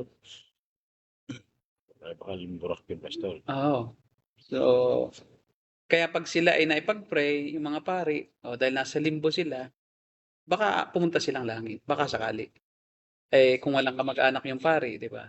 So, Walang pag-asa. yun. Ngayon ang mga sanggol, talagang hindi na sila makakapunta sa langit.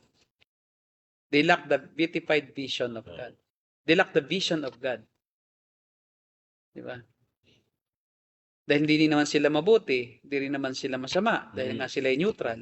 Hindi naman sila nagkasala ng sariling kasalanan, na actual nilang kasalanan. Paano naman din sila pupunta sa langit kung meron din silang minanang kasalanan? Paano naman sila dadalhin sa impyerno? Wala naman silang kasalanang sarili. Kaya neutral sila, nasa limbo sila. Pero imaginary, hindi siya malaman kung saan siya. Imagination lang. At yun yung limbo. Ito yung for children who die before their baptism or if they die outside the Roman Catholic religion. Ito yung mga hindi nabinyagan. Kaya nga sa mga Roman Catholic, no, talagang kailangan mabinyagan ang bata, no, bago sila humantong doon sa edad na magkaisip. Kasi kung sakaling mamatay sila, Ligtas. punta sila ng hindi pa rin tiyak. Limbo. Hindi pa rin tiyak. Kaya nga hindi pa rin pupunta sa langit nga kahit mabautisman. Ngayon, kung nabautisman sila, sa oras na bautisman sila, sa langit siguro. Kasi nahuhugasan daw ang original sin pagka nabautisman. Pero sa oras lang ng baptism. Ibig sabihin, babalik ulit. Babalik. Oo. Di ba po, pastor, sabi nila, pag namatay daw ang isang sanggol, sa langit daw punta niya, isa daw yan anghel. Meron namang ibang version na gano'n. Meron naman version. Pero, yun ay version ng mga folklore. Yun ay folklore Christianity. Hindi yan katuruan ng Catholic, Roman Catholic. Kasi sabi nung iba, yung anak mo niya, siya lang magbabantayan sa atin. May pakpak, nagiging kirubin. Yes, isang anghel na yan sa atin. Diba? Nagiging anghel, batang anghel, naputol ang hanggang dito lang, walang pa. May pakpak lang. May Ulo lang po, ulo lang pala, ulo. Hanggang dito lang. Pugot pala ulo. Akala ko hanggang dito. Dito, na-imagine ko hanggang dito eh. Dito nga lang pala, di ba? Tapos may pakpak. Ulo lang eh. Ulo lang O, talaga. paano nabuhay yun? Ulo lang siya. Kasi nga may kasalanan ng katawan eh. Oo, kaya ulo lang. Ulo lang. Di ba? Ikaw Ikaw naman. na. Yun namang isang folklore, kabaligtaran noon na pumupunta na nagiging anghel kerubin na maliit na anghel na ulo lang. Nagiging daw tiyanak. Yung Oo, bang namatay na hindi nabinyagan, iti anak. nagiging tiyanak. Papagala-gala daw yung mga naagas, Kaya yung pala ganun, ano po, may nananakot. ninanakot. Mm. May walang ganun. Nagiging tiyanak. Mga parang maitim na bata, di ba? Na may Nakakatakot mali. mga gaga dyan. Ako, tapos si pangil, di ba? Yun yung mga tawag dyan urban legends. Pero folklore Christianity na doon lang sa mga doon sa mga hindi nakakaalam ng doktrina talaga ng Roman Catholic na nag-iimbento ba? Nag-iimbento. Katulad din naman yan ng mga pagpepenitensya eh. Hindi naman talaga yung tinuturo ng mga pari, ng mga madre. Yung penitensya, folklore Christianity din yan. Okay. Na parang yun ang interpretasyon nila na ako'y kasali sa paghihirap ni Kristo. Parurusahan ko rin sarili ko bilang pakikibahagi ko Sarili pala. sa pagdurusa. Yeah. Sariling isip lang iyon. Kaya sabi ng mga pari, wala namang doktrinang ganyan. May doktrina ng penance. Ito yung pagbabayad sa pari o sa simbahan para ipagdasal yung kaluluwa o pag-aabuloy for the sake na yung kaluluwa ay aalayan niya ng handog. Diba? No, yun Para po ang- maipanalangin ng mga pari. Pero yung penitence na pagpapakahirap sa sarili, wala sa doktrina yan. papasan pa ng krus. Oo, nagpapasa ng krus, nagpipenitensya, sasayaw-sayaw na mayroong ng mga laying ng dahon ng saging. Tapos mayroong korona na kawayan na nilagyan din ng laying ng saging. Maganda pala raw, no? Bigla mong sindihan. Sigurado. Sunog. Kasi laying yun eh, mabilis masunog yun, di ba? Sunog. Kaya kung may magganon, no? Tapos magkakatas ang kakatabi, tapos sinindihan mo. Takbuhan sa palayan yun. Kailan masama yun, naiisip natin. Biro lang naman. Biro lang. Kasi iniisip ko, no, pagkabang sila nagaganon, sabi nagsisisi, di ba? Opo. Pero nagiinuman eh. Inom. Habang naggaganon eh. Yung ang nakita Lasing ko, na. yung nakita ko po dun sa Lalong translation, basta. Yung mga deboto. Tapos mamaya mga debote na. Debote na. Sa umaga, deboto. Oo, Pagtapos na, debote. Debote. Tapos ang saya na nila, ha? Oo. Mamaya, bungguan na yan. Pero pastor, ganyan ang kaisipan mo po kasi nila eh. Magsisimba niya ako. At least mabawas-bawasan yung kasalanan ko eh. So pwede na ulit gumawa ng kasalanan pagkatapos ng simba. Oo. Yung katulad dun, pag devotion nila sa Nazareno. Mm. So, punta muna po sila doon. Sama muna sila doon sa translasyon. Pagkatapos nun, hindi dating gawin. Kasi nabawasan na yung kasalanan. Tama, oo. Kaya nga ginagawang pantapan. Ayan, yung po, pantapan lang. Parang bulkasil. Binubulkasil lang yung kasalanan ng kabutihan. Tapos pag nabulkasil na, tapal na eh. Hindi nakita ng Diyos yan. Di ba? Gagawa uli ako ng ibang kasalanan. Ako po. O kaya magdo-donate ako. Pag nagkasala ako ng malaki, magdo-donate ako ng malaki. So tatapalan ko yung kasalanan ko sa pamamagitan ng donasyon ko. Nasusuhulan pala. Susuhulan talaga ang Diyos. Sa Roman Catholic po, sinusuhulan ang Diyos. Kasi kung ikaw ay nagkasala, pwede ka namang mag-penance. Yun ang penance, yung suhol. Suhol yan. Na mayroong spiritual merit yung iyong ginagawa. Physical or financial na devotion. Wow. Yung act of penance na yan. So kung ikay nagkasala, edi mag-donate ka na lang. Di ba? Kaya maraming politiko, di ba? Sa simbahan. Kasi marami ding nakurakot eh. Kasi donate din ng donate. So Father, I will donate this for the parish of St. Peter. Di ba? Yung si Father naman po tanggap lang ng tanggap. Di niya alam sabi nga ni Father wag mo na daw tanungin. At mo pa tatanungin kung saan galing So, yung pala po kaya wag na at least, hindi na wag na alamin. Wag mo nang alamin. Ignorante ka doon. So, you don't sin at all, di ba? You don't have knowledge of where those money come from. Ganun pala. So, at least, you are innocent of their sins. Oo. Wag lang sabihin na, Father, galing po ito sa, doon sa isang maleta. Wag mong sabihin ganun. Si Father, tumanggap ng Pajero. ng maleta. Yung Wala namang problema daw yun. Ah. Kasi sa mga Roman Catholic is, tanggap lang ng tanggap. Wag mo nang isipin kung kanino galing o kung para saan yan. O basta ang mahalaga tumanggap ka, binigay eh.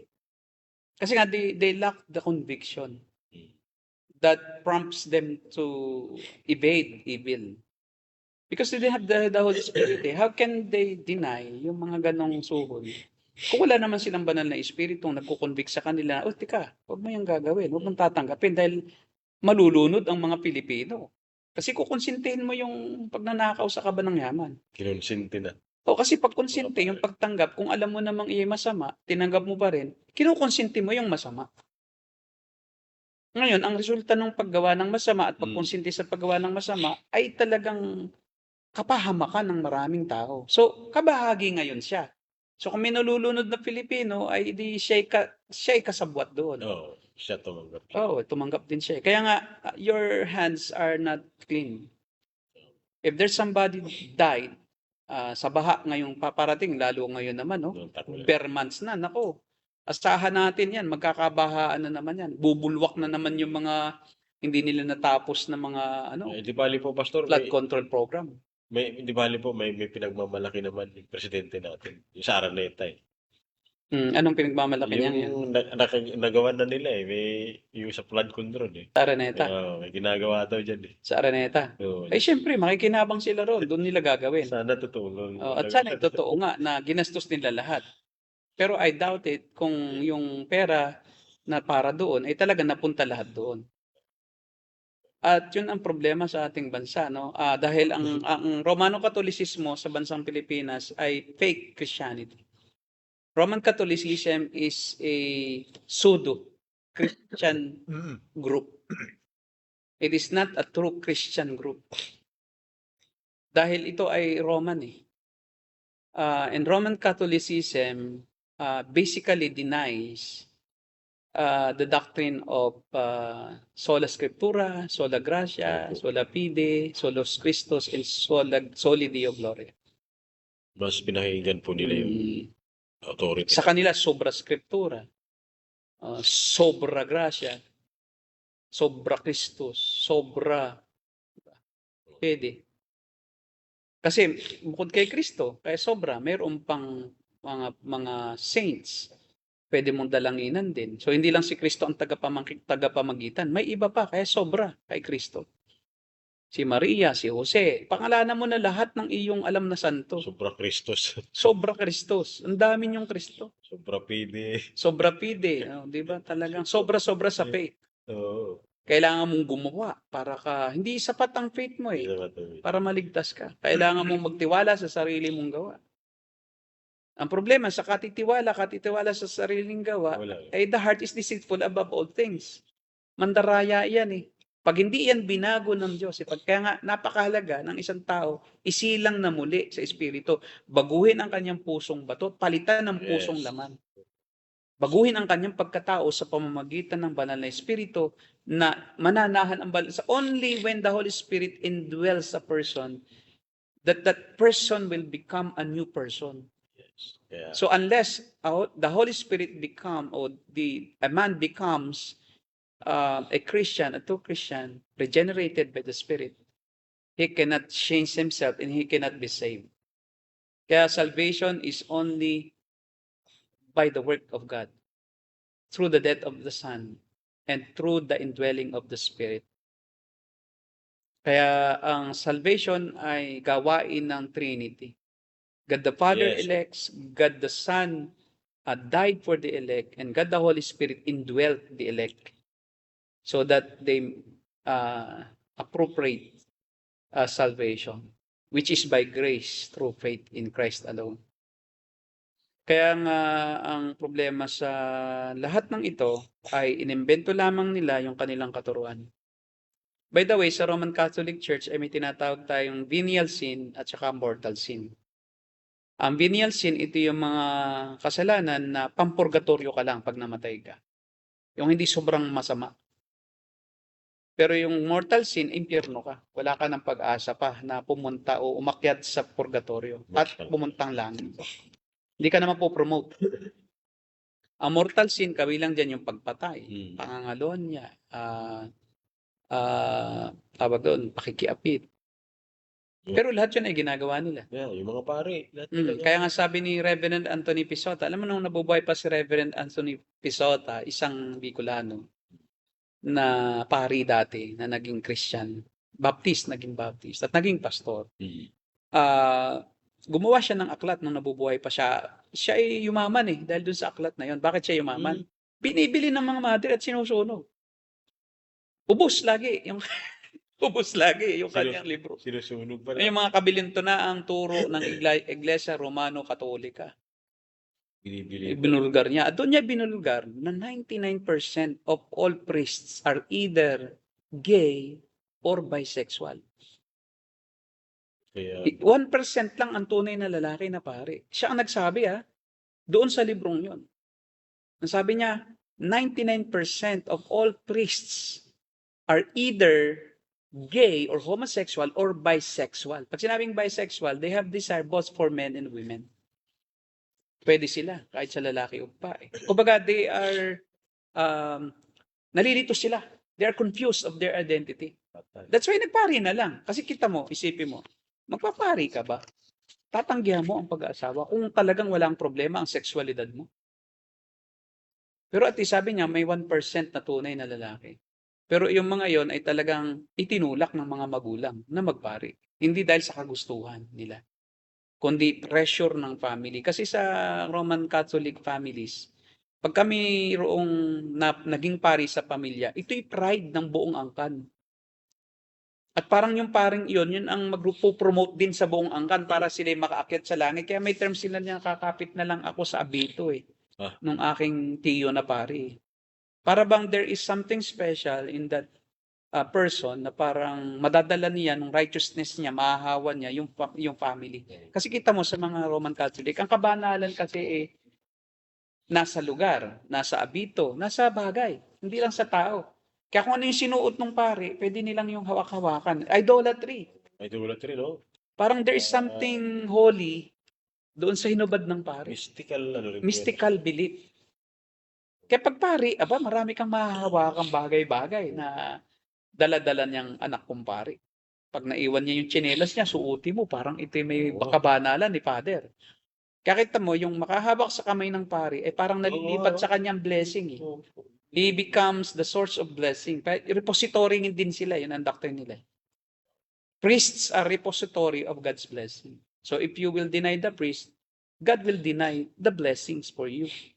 You cannot enjoy the blessings of God because you denied the servant of God.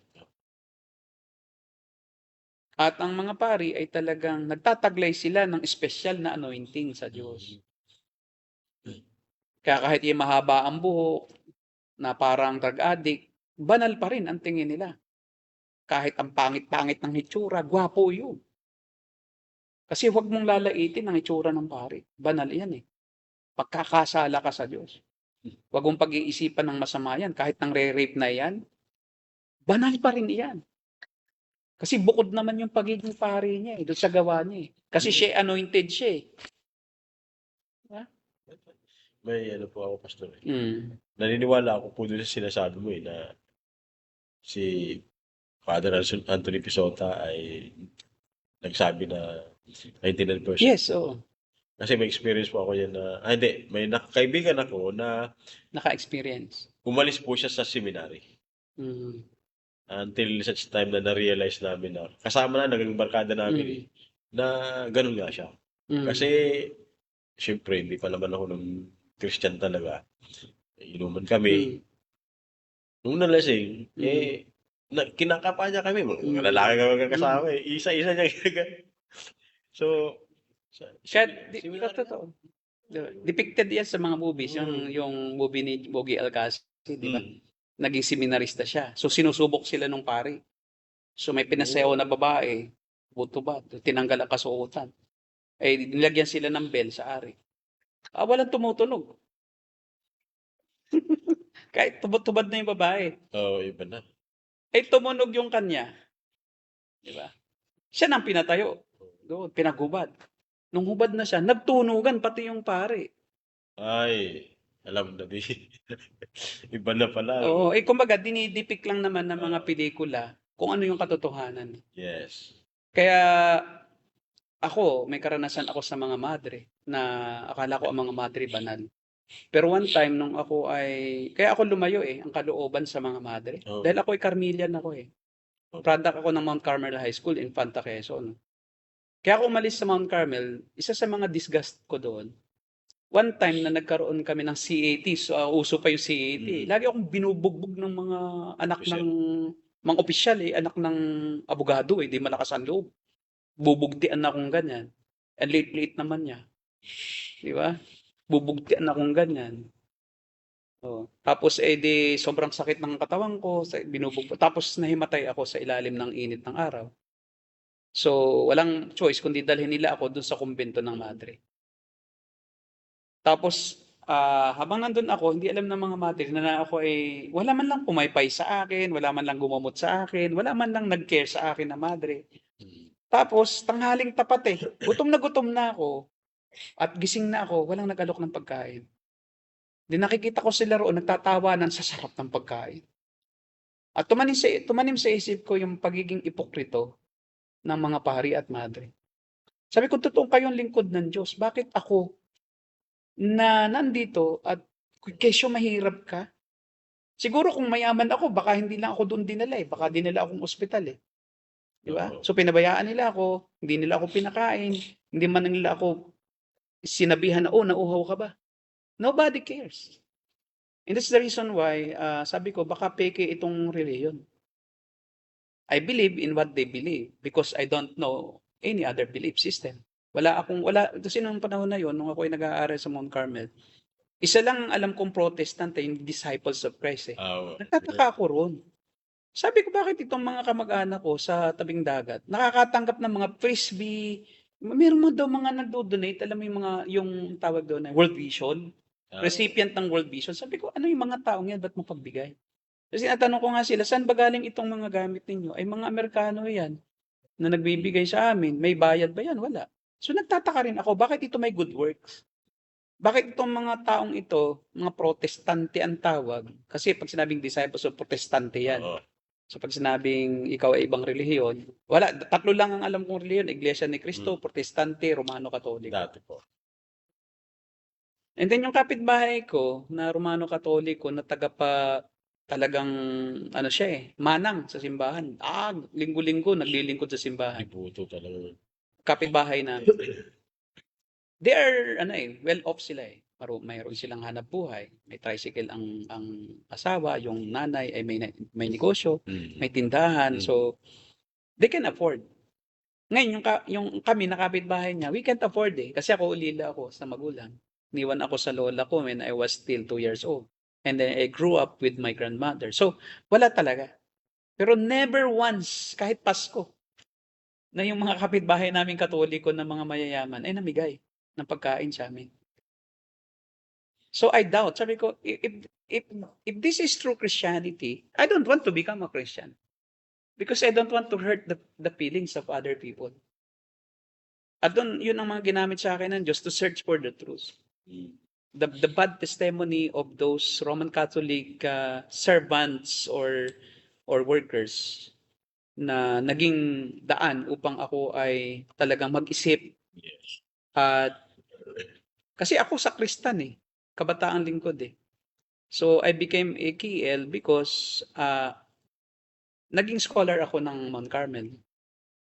So ang trabaho ko is maglinis ng simbahan, magpunas noong luhuran.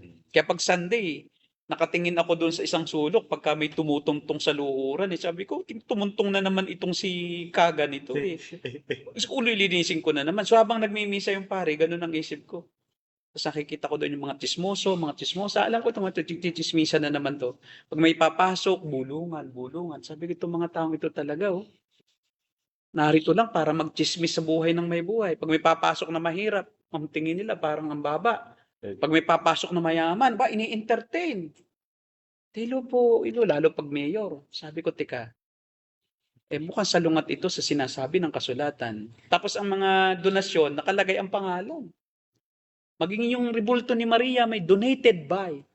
Grabe ko, teka muna, ba't pati naman yung santo ay may donasyon pa rin ng Para sinasabong mo na rin yung pangalan nung nag-donate kasi lumuluhod sila dun sa santo. May nakalagay na pangalan nung nag-donate. O, donated by Kagawad ganyan. O, SB member, ganon. Kaya I doubted the Christian faith Dahil sa within the Roman Catholic Church. And that is the reason, one of the reasons why I question my Roman Catholic faith. At ito isang malaking lesson, no, sa mga Roman Catholic ko na kaibigan. If you experience the same, it is because it is true that Roman Catholic Church is not the true church. Kasi kung totoo ang Roman Catholicism, bakit napakahirap ng Pilipinas, puro Roman Catholic ang leaders? Ba't yung mga korap, puro Roman Catholic? May ilan din namang mga Christian doon sa loob, pero at least righteous yung iba. Makikita mo naman, pinaglalaban ng Bible. O kaya nabibiktima ng mga oligarch na kailangan nilang kumbaga kailangan nilang makisama. 'Di ba? Pero makikita mo rin yung pagkakaiba na iba rin ang kanilang buhay, no? Kahit na ganoon sila nagiging tiwali rin dahil sila ay nabibiktima ng maruming politika. At least may pagkakaiba pa rin may kahit paano. pagkakaiba talaga. Pero itong mga leaders natin, no, sa Pilipinas na puro Roman Catholic Church, sila naman ang nagbabangayan. Pero magkakasama naman sa simbahan pagka magmimisa. Pero pagkatapos ng misa, bangayan uli. Kaya nga, this is the only Christian nation in Southeast Asia. Beware of pickpocketers, beware of swindlers, beware of kidnappers, beware of scammers, snatchers. Siguro mo, nakalagay doon sa itaas, this is the only Christian nation in Southeast Asia. Pero nakalagay din, beware of lahat. Kasi lahat ng mga gagantuan dito. Lahat ng scammer nandito. Lahat ng fixer andito sa gobyerno. Ayan, Lahat ng korupsyon, mula sa barangay tanod hanggang sa presidente, andyan lahat. Lalo sa kongreso, andun yung malalaking buhaya. ako po. Nandyan. At dito sa Pilipinas, kahit masama ng isang tao, basta mayaman, at Pera. kahit alam nilang galing sa masama, gino-glorify. Justify, at least, di ba? May pera yan. Yun. Tapos ang taas ng tingin nila pag ang tao ay mayaman kahit galing sa masama. Lalo na ako nakapagbigay po sa Lalo pag nabigyan ng 5,000 pagka yung eleksyon. Papaglaban na nila ng patayan. Oo. Lalo sa 5,000. Sariling. Kaya nga I'm waiting God to establish or to place true Christians in our government. Yung may capacity, may ability to stand against corruption. Hindi yung salita lang, pabebe lang Walang political will. ng political will. Kita man nangyayari, bakit tayo ay laging rally-rally, iba't ibang relihiyon. Hindi ba nare-realize ng mga nakaupo, na Katoliko yung iba dyan eh. Sumasama sa iglesia na ngayon eh. Nagkakaisa na yung mga iba-ibang relihiyon. Dahil sa sobra ng kasamaan, inaalis na yung barrier ng religion eh. Oo. Sama-sama na tayo. Sama-sama na kasi wala tayong magagawa. Kung hindi tayo magsasama-sama, mag-aaway pa tayo sa relihiyon, paano tayo magkakaisa sa politika? And so, but this is a warning for those politicians, no? Huwag kayong pakampante kasi ang taong bayan pa rin ang democratic country ito, demokrasya eh. Ang Diyos pa rin ang talagang masusunod and through the people. So, kung may gustong baguhin ang Diyos dito sa ating bansa, it's through people. Because democracy ang ating itinatag ng Diyos na bansa sa lugar na ito. Okay, meron ba tayong mga tanong? Entertain lang tayo ng konting tanong.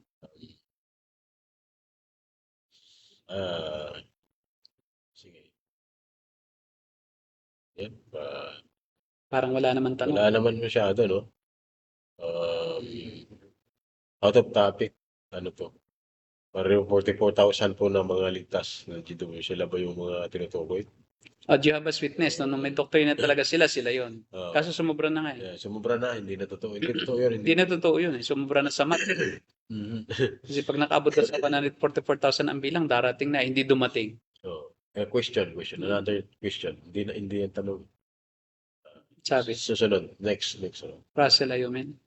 Maganda po, Pastor Ramon, Pastor Derek. May babasahin po sila. Hindi rin tanong to. Gusto. larawan ni Kristo na hindi sa krus nakapako, kundi po sa straight na kahoy. May basehan po kaya yung pinapakita na bilang pag sa larawan. Well, marami pong view, no, na talagang kahoy yun. Ganyan. There are views na yun ay tulos lang. Ang tawag nila doon ay cross din. Kasi nagko-cross din ang kamay. Ngayon ay yung version naman ng iba, yung talagang pinagpatong na cross na kahoy. But it's not important kung ano yung kahoy na yun, kung patulis ba yun, kung anong kahoy ba yan. It's not important. But the important is the death of the Lord Jesus Christ on the tree. Sa ibang saling kasi tree. Diba? On the tree. Sa lumang sali, no? Tree, puno. So, wag nating masyadong bigyan diin yung mga minor. Basta ang mahalaga, siya kinondem at talagang kanyang hinalinhan mga hinirang doon sa pagpaparusa ng Diyos sa pamamagitan ng kanyang pagdurusa sa krus o sa kahoy, alinman yan. Ang mahalaga doon ay yung kanyang ginawa, yung esensya ng kanyang kamatayan. At yun ay para sa kaligtasan ng sinumang sasampalataya, hindi sa relihiyon, hindi sa mabuting gawa na gaya ng turo ng Mormons, Jehovah's Witness, Roman Catholic, no, Sabadista, but only through the finished work of Christ. Finished na tapos na yung gawa ni Kristo Finished na. Ating yakapin yung katotohanan na siya lang ang tagapagligtas at tayo ay aba, na wala tayong may pagmamalaki. Ang tangi nating pag-asa is to repent from our sins and to place our trust in His finished work. Accept that you are a sinner and change your life, but through the power of the Holy Spirit. And that's the only time that you will be saved. If you place your trust. Hindi doon saan. Kasi kung pagtitiwala mo ang kaligtasan mo sa sarili mong lakas, sarili mong kabutihan, hindi ka maliligtas kailanman. Kasi you cannot be perfect. Only Christ is perfect. And only He is the acceptable. Diba? Yes. Person before God. Siya lang katanggap-tanggap na tao. Dahil siya tunay ding Diyos. Sa harapan ng Diyos. Perfect man, perfect Savior, perfect God. Of course, He is God-man. Mortal sin po daw sa Catholic sinasadyang hindi pagsimba Sunday. Pareho po ba mortal sin sa original sin? Po sabi niya. Hindi po. Ang mortal sin ay yung gravity, no? Pag sinabing mortal, yung gravity ng sin. Yung venial, yun din yung gravity. Lesser ang gravity ng venial. Parang ito yung mga kasalanang mababa ang level pa. Ngayon naman, yung mortal, ito yung mga ito yung pagsuway sa 10 utos. Pero ang problema sa Roman Catholic Church, they are committing mortal sin. Ano yun? Yung don't have other gods before me. Don't make for yourself graven images and idols of any created being. In heaven, on earth, underwater, under the earth. Kaya, kung ang mortal sin ay yung pagsuway sa 10 utos, doon sa unang 5, hindi unang 5 kasi ang mortal sin. So, sila po ay... Sila yung mortal sin ang ginagawa. Kaya kita mo, inalis na lang nila sa kanilang, sa kanilang simbahan yung di ba, may mga parang 10 commandments na ganyan na parang tablet stone sa kanilang mga simpituan ng simbahan. Inalis nila yung second commandment na huwag magkaroon ng larawang inanyuan Kasi guilty sila ron. Mortal sin yun. Kasi sabi ng Diyos, pag ginawa nyo yan, kamumuhian ko kayo hanggang sa ika-4 na salinlahi. Kaya mortal sin. Sobrang mortal sin kasi pangalawa yun sa utos Ang unang utos, huwag magkaroon ng ibang Diyos. Pag sinabi mo magkaroon ng ibang Diyos, kasi hindi lang naman yung graven images ang pwedeng maging Diyos Pwedeng ang Diyos mo, yung trabaho mo, kung anumang bagay na minahal mo ng higit sa Diyos, anumang bagay na pinaglaanan mo ng panahon ng higit sa paglalaan mo ng panahon sa Diyos. So anumang tao, sino mang tao na minahal mo, pinahalagahan mo, at iyong pinaglaanan ng lakas, puso at isip ng higit sa paglalaan mo ng iyong panahon at isip at lakas sa Diyos, ay yun ang iyong Diyos. Yung ibig sabihin, huwag kang magkaroon ng ibang Diyos. Ba? Ay kalawa, huwag magkaroon ng anumang larawang inanyuan. Hindi lang ang utos, huwag sumamba. Hindi huwag magkaroon. Huwag magkaroon. Huwag ka magkaroon ng mga larawan ng mga santo sa iyong bahay. Kasi ang tendency niyan, matutokso kang sambahin yun. Sabihin nila, hindi naman namin sinasamba. Ano yung kandila na nasa Samba rin eh. Oh, inaalayan nyo nga ng panalangin. Eh. Sino man dapat dalanginan? Sino ba ang dapat lang dalanginan? Ang Diyos lang. O, ba't yun dinadalanginan? Ba't yun hinipo-hipo? Ba't yun pinaglalaanan ng panahon? Ba't yun binibigyan ng pansin? At yung yuyukot-yukuran yun kung hindi mo yun dinidiyos. Doon ka nananalangin. Doon ka nananalangin. Doon ka natatakot. Doon ka naniniwala. Doon ka nagtitiwala. Oh, pagkatapos sasabihin mong hindi yan ang Diyos. Larawan lang iyan, modelo lang iyan ng mga santo. Magkaiba po yun. Oh, Yung, hindi, magkaiba yung modelo kaysa doon sa iyong sinasamba. Kasi pwede naman tayo magkaroon ng picture ng mahal natin sa buhay eh.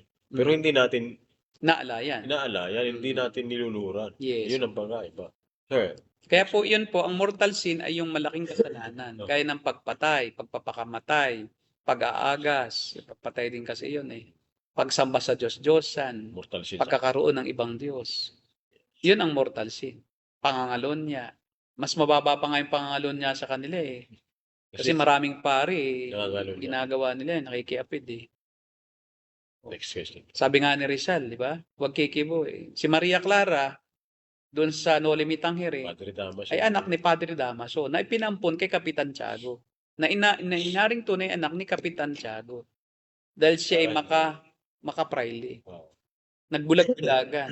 At inilihim na yung anak ni Padre Damaso. Kaya si Maria Clara sa huli, nagpakamatay. So, yan ang ginagawa ng mga pari. Nire-rape ang mga Pilipina. At sinasabing yan ay, ano yan? Friday. Anak yan ng Diyos. Anak ng pari eh. Pero ilihim mong anak ko. Kasi masama yan sa aming imahe. So, mga parisaic, ang panlabas lang na kabanalan. Pero kalaban ng katotohanan at ng kabanalan mismo. Next question po, Pastor. Sige. Ang mga bata ba na namatay sa loob ng tiyan ng kanilang nanay ay saved kahit na hindi Christian ang nanay, like Buddhist, Hindu, religious outside, any other religious outside Christianity. Only Reformed theology has the belief that those infants who died in infancy are going to heaven when they die. Yes. Even those infants who died inside the womb of their parents, of their mothers. Kahit na hindi Christian, kahit na Kahit di Buddhist. Christian po. Kaya po alam mo niyo, naniniwala dyan. Kasi sabi sa Revelation, ang lahat ng tao mula sa lahat ng wika, lahat ng bansa, lahat ng tribu. Opo. O, ay kung walang ligtas na bata sa mga taga-tribu sa Amazon na hindi naabot ng ebanghelyo, paano magkakaroon ng representative yung tribong yun? Kung hindi yung mga bata sanggol doon na namatay na sanggol, ay hindi puntang langit. That's the reason why. All are represented. Dahil tiyak na may namatay na sanggol sa lahat ng tribu at lahi. Yun lang ang tanging paraan para talagang masabi nating may representative. Kung ang naniniwala tayo na yung mga sanggol na namatay na sanggol, na wala pa sa yung age of consciousness about what is evil and what is good, ay mamamatay. Kasi po bakit? Si Jesus Christ din po ang atonement for original sin. He is the scapegoat. Dinala niya ang kasalanan ng sanlibutan. Ang kasalanan tinutukoy sa John 1:29 ay yung pong inherited sinful nature o original sin. Inaalis yung parusa ng Diyos doon. Dahil si Jesus Christ din ay namatay para takpan ang puot ng Diyos sa minanang kasalanan ng sangkatauhan. Kaya nga somehow even yung non-believers ay mayroong kabutihan ang Diyos sa kanila na hindi sila parurusahan sa impyerno based on the sin that they have inherited from their forefather who is Satan. They will be judged according to what they have done, willfully and volitionally, according to their free will. Kaya nga, ang tao pupunta lang sa impyerno pag adult dahil siya nag-decide magkasala. Pero yung sanggol, pupunta sa langit by virtue of the death of Christ, by the atoning sacrifice of Christ. Ibig sabihin ng atonement ay asphyxiation, covering. Pero yung kamatayan ni Jesus para sa elect na adults, redemption, payment, ransom. Magkaiba yun. Redemption para sa actual sin, atonement para sa lahat ng original sin. So, yun po yung pagkakaiba ng dalawa. Iba po ang meaning ng atonement kaysa redemption. Ang atonement ay pagtatakip. Okay, meron pa po. Last po, kay Brother Mimel Roy. Last. Ito po. Mm. Kung sa Roman Catholic system may mortal sin at venial sin, ano naman po ang sin at that does not lead to death? Yun sa 1 chapter 5 verse 16. So, Unbelief. Unbelief. so yung, Only unbelief is the sin that leads to death. If you don't believe in Christ, if you don't believe in the finished work of Christ, you cannot be saved. yes. Unbelief. Only unbelief is an unforgivable sin because you didn't believe. Oo, kasi How can you be saved if you don't believe? Believe nga yung faith eh. Yung faith nga ang justification. How can you be justified if you don't have faith? If you don't believe? You can't develop faith if you don't believe. Yun yung sin na talagang nagdudulot sa kamatayan. Yung isang nagkunyaring Kristiyano sa huli ay tumanggi at sinabing, hindi ako naniniwala. Kasi in the first place, hindi naman talaga siya ligtas. Nagpakita lang siya ng tunay niyang kulay. Kaya halimbawa, kung may isang tila Kristiyano, tapos nakita mong hindi na talaga ito nananampalataya eh. Huwag mo na siyang tulungan para iahon pa doon kasi ibig sabihin hindi siya Kristiyano in the first place. Unbelief po yan ang ibig Yes. sabihin. Diyan, hindi po yan yung sin na yung mortal sin o venial sin, kundi yung hindi pananampalataya kay Kristo. Talaga pong hindi yan mapatawad. Hindi po talaga ligtas yan. Kahit anong gawin mo.